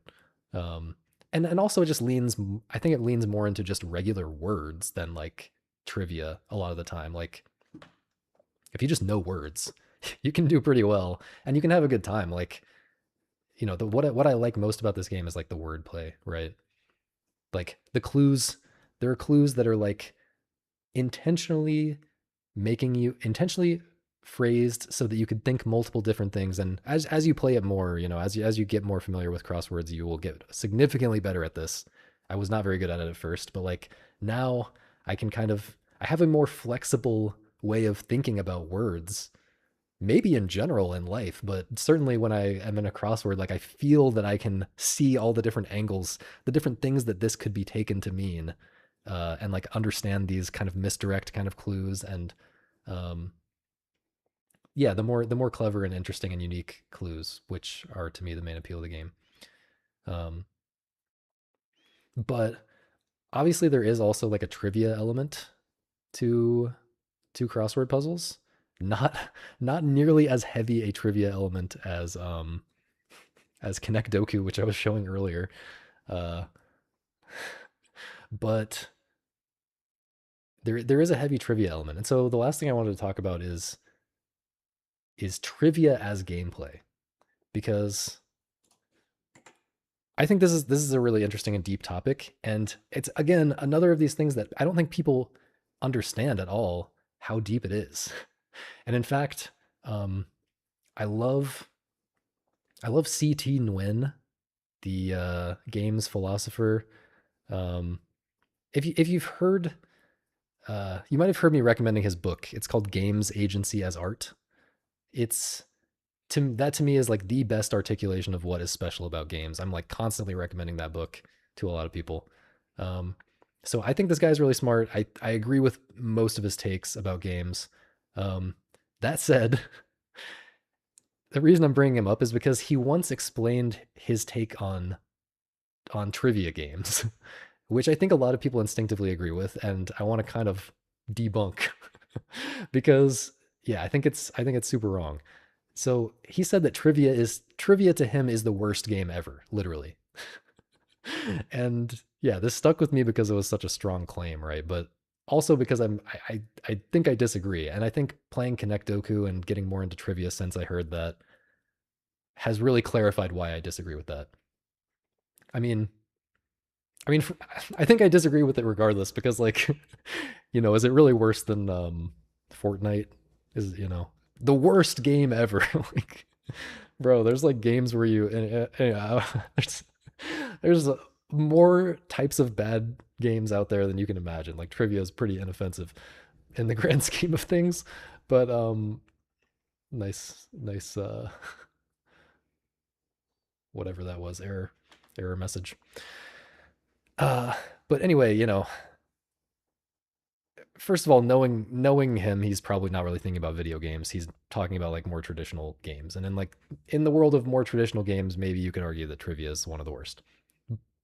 But I think he's wrong. Because he describes trivia as a very one-dimensional thing. Like either you know the answer or you don't. And I think this is how a lot of people think about trivia. But I think there are ways to make trivia gameplay. And I'll switch back to the Connect Doku footage because it's actually a good example of this. Even though I didn't like the game overall, I don't think it leans into what I'm about to talk about enough. But it's a good example of. I'll skip to one that you haven't already seen. Oh no, I got stuck on this one forever and failed, I think. Oh, I think I was doing these with Misa actually, and we both were clueless about too much of this stuff. Anyway, um, it's a good example of how you can make trivia gameplay interesting because it, at least sometimes, this game has a way of emphasizing the massive gradient between totally knowing something and totally not knowing something. And making that huge gray area actually matter. So, like the way this game works, right, is you're trying to put these things into categories, but once you've played the game a few times, like I said, you really know what the possible categories are. Like this is a place, or this is a movie, or this is a book. For some reason, cruise ships, names of cruise ships show up a lot, or this is like a world leader, or a historical event. You know, there's a pretty small set of categories, of like types of categories, or it's like things related to a particular country, like things related, things French is what it'll say, things French, things Italian, things American, whatever. Um, and the interesting thing about that is because there's only a few options, like realistically, each of the, even if I've never heard of Ben Hur before, well, like any particular of these things, even if you've never heard this name, this term, you can try to guess what it is. And you can actually make progress by doing that. You can actually increase your chances of a correct guess pretty significantly by thinking in that way. And that's because, you don't know this specific thing, but you know the categories. And because you're thinking, because the categories matter, because you're trying to figure out which of these specific categories it's going to slot into, in your head when you're thinking about this, you are referencing not just this one name and whether you know it or not. You are referencing the name of every historical event that you know of that's in your brain somewhere, right? Or the name of every movie that you know of, right? Like if you're trying to figure out whether there's a movie or a cruise ship or a dictator or whatever, like you yeah, he might be retired. You are in some sense referencing all of that and doing some kind of pattern matching on all your entire database of every cruise ship you've ever heard of, and everything that you've ever heard of is relevant to this question. It's the furthest thing from one dimensional. Like you have to decide how to weigh all of these things, like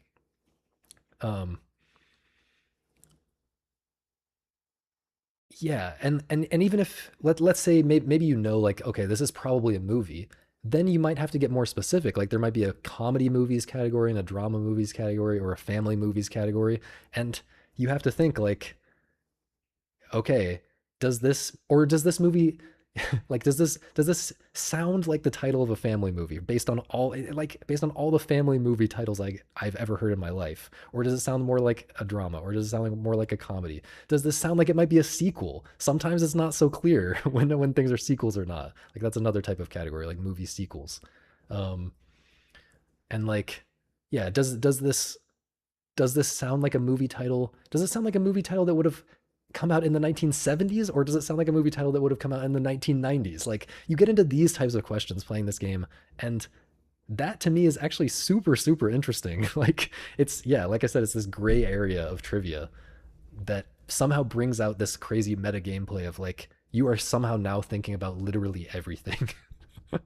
Because I don't know what exactly this thing is, I now have to think about everything in the world at the same time and like weigh all those things against each other. And maybe I'm weighing those things against each other like logically, and but in my gut I feel like I might have heard of this in the context of like world history, and it's a real thing that happens. It's not a movie. Like, you have to weigh all these things against each other, and it gets super nebulous and interesting.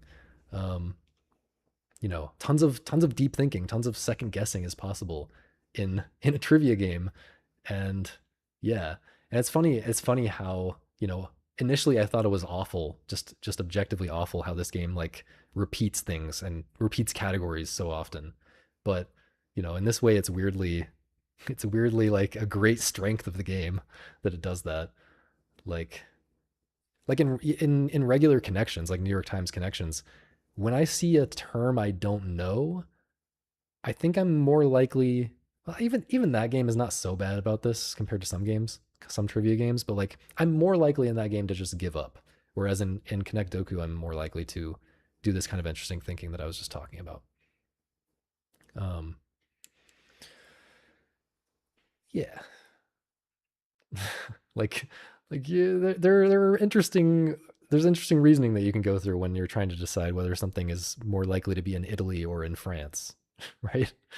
Yeah. Anyway, that's what I like most about this game. It really fails to lean into that as often as I would like, but I did enjoy. I enjoyed it a little bit. I enjoyed playing it for a little while.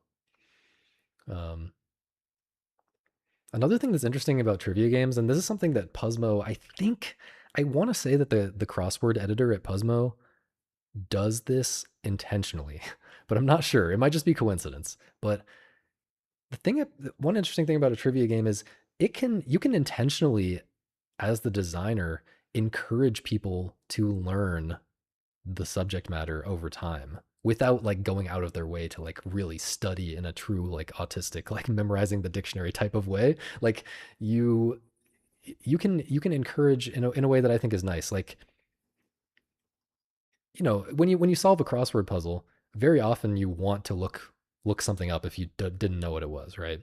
And it would be interesting to see a trivia game really intentionally reward that kind of engagement, like that kind of effort to like understand what you missed or what you didn't know, by like intentionally having words that recur like 1 day later, 2 days later, having those words repeat and like quiz you on them, like spaced repetition kind of thing almost. Like, if you can work those same terms or same ideas back into the puzzle again, like 1 or 2 days later, like that would be a really good thing for a trivia game to do, if possible. Like, it's kind of hard to do that a lot in a crossword, for example, but I kind of noticed that happening in Connect Doku. Like, there's such a small list of topics, which is again kind of a bad thing, but it's a good thing in that like I actually was thinking like, man, do I actually want to kind of research these things and try to get better at this day to day and try to be more prepared. But again, I don't really think having more knowledge would necessarily increase my enjoyment of this particular game very much. But yeah, I have actually suspected that some of the answers, some of the words and ideas in the Puzzmo crossword, they're like intentionally repeating on short time scales, which I think is really cool. Um, but yeah, the thing is like it is kind of hard to be motivated to um learn trivia, at least for me. Like, I don't know, I think my personality is very anti like trivia in terms of like how much I care about actually knowing trivia. Obviously, I just defended trivia gameplay in a way that like no one else would do probably. So I like that. But or at least in theory I like that. But in terms of actually how much I care about knowing trivia, like I now care about knowing trivia even less, because knowing more trivia is not going to help me enjoy trivia gameplay, because like I said, it's nice to be in that gray area where you don't really know everything. And just in general, like you know, I want to learn trivia incidentally while trying to learn things that I actually care about, right? Um, trivia trivia is the byproduct of doing things that I care about. It's not, it shouldn't, I feel like trivia should not be the goal. Trivia is called trivia because it's trivial. I don't want to spend a bunch of time learning trivia. Like when I'm when I'm looking at Connect Doku, I when I'm looking at these answers in Connect Doku, it feels like instead of spending my time studying these things and learning these specific facts, I should just be living my normal life and doing things and learning naturally. And like, I would be happier if I spent 2 hours watching even the dumbest of these movies that appear repeatedly in these puzzles, like actually sitting down and spending 2 hours watching it. Then I actually, instead of spending 2 hours over time like memorizing facts to get better at Connect Doku or whatever, like I would be happier just um, actually watching it, and then I actually know what this thing is like really. When you memorize facts, it's like it just feels bad to me. I don't know. It's just like I'm spending so much effort to have these bits of information that are floating totally disconnected from everything else in my brain. I like having a cohesive brain where things fit together and I have general feelings and theories and about things and everything has a place. It's organized, right? Like yeah. Obviously different personalities are different and some people just love memorizing the dictionary, I guess, but that's me. Anyway, that's my thoughts on trivia games. That's I think that's all the ranting I had ready that I wanted to get through today. Um, let's see. Your grandma's favorite. Grandma grandma knew what was up, man. Seriously, like yeah. I do think, if you go anywhere outside of Puzzmo, at least the mainstream outlets, like I they're not likely to be great, at least for someone like me. But I do think the format is great. Heard someone refer to the crossword as the big mini. Nice. Um,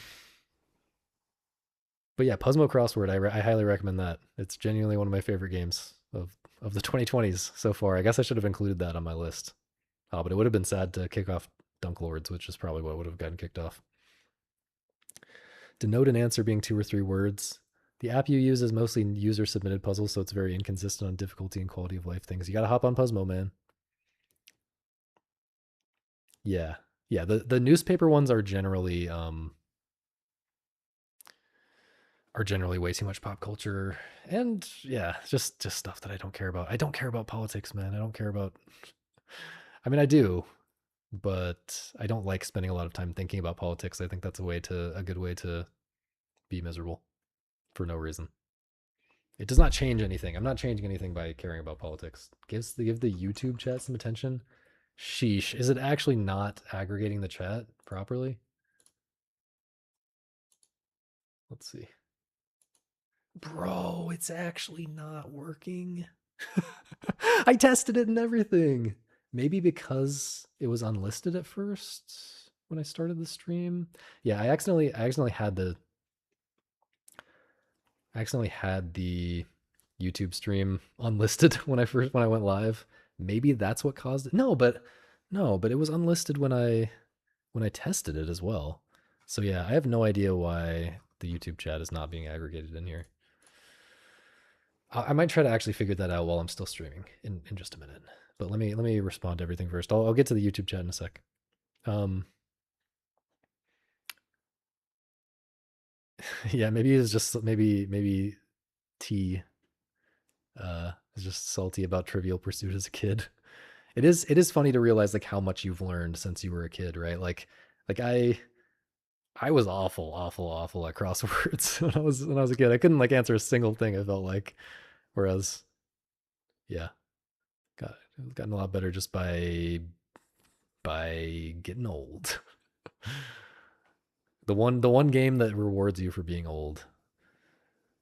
Hop on it. Um, catfishing Wikipedia game. I don't think I know what that is.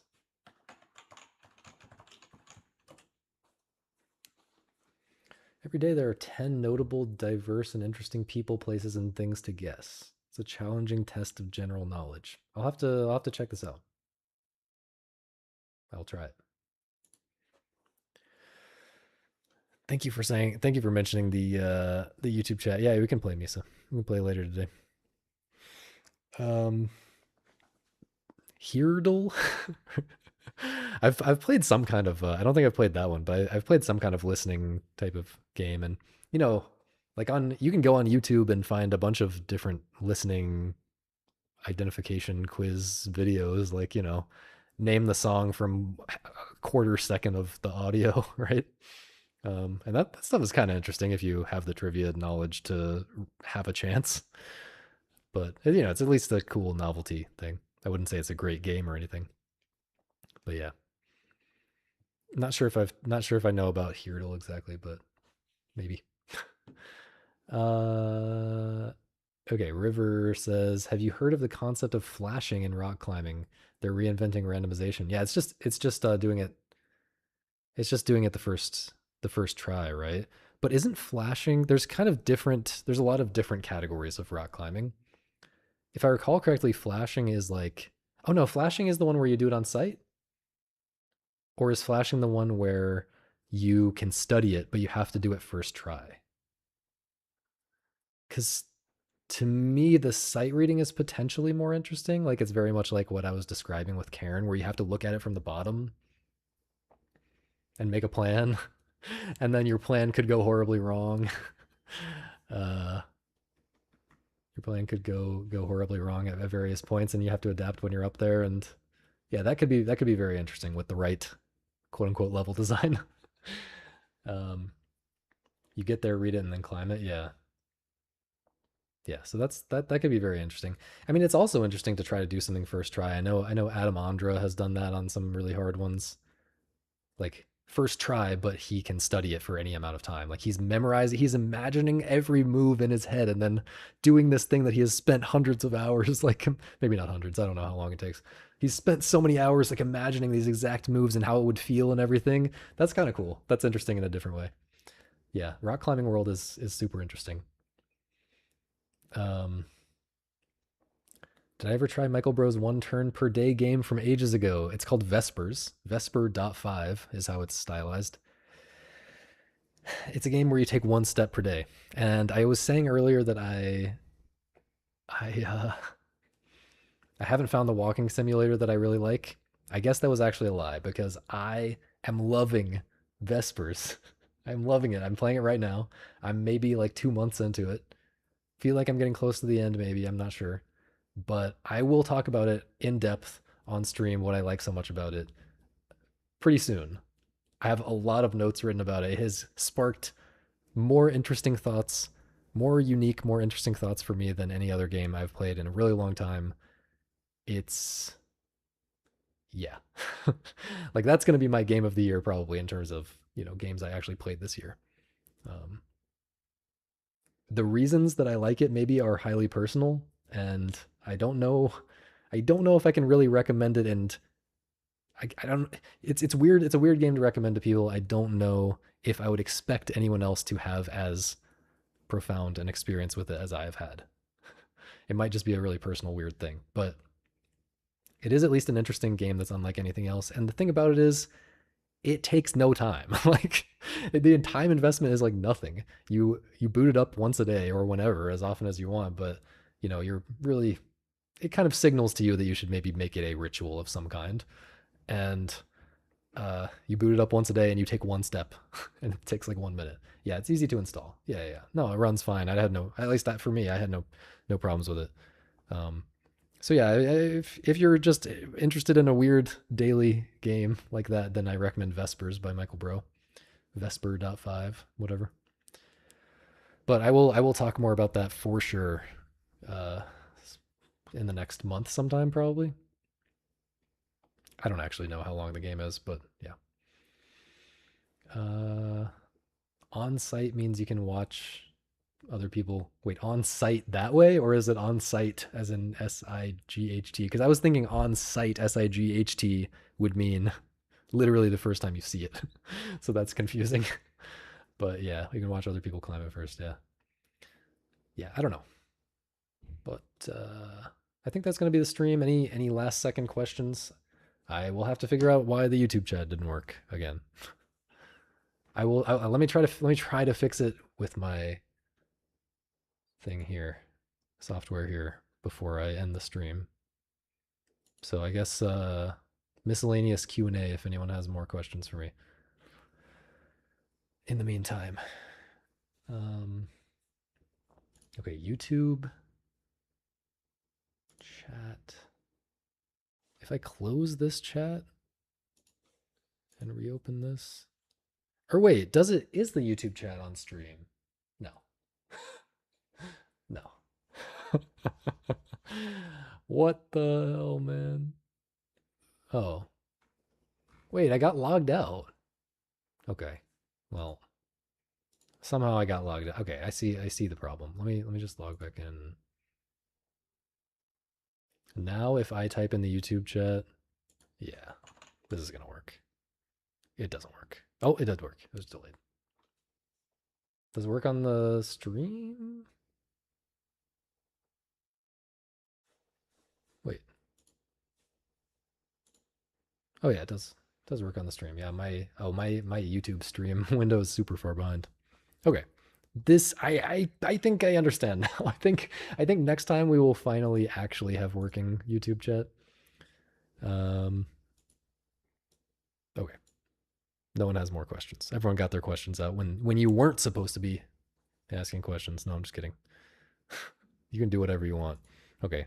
It is lunchtime for me. Join the Discord if you haven't already. Somebody type !Discord. I don't have the Twitch open right now. Join the Discord. Oh, I will copy it into the YouTube chat though. Join the Discord if you want to talk about games offline. And I'll see you next time. Bye bye.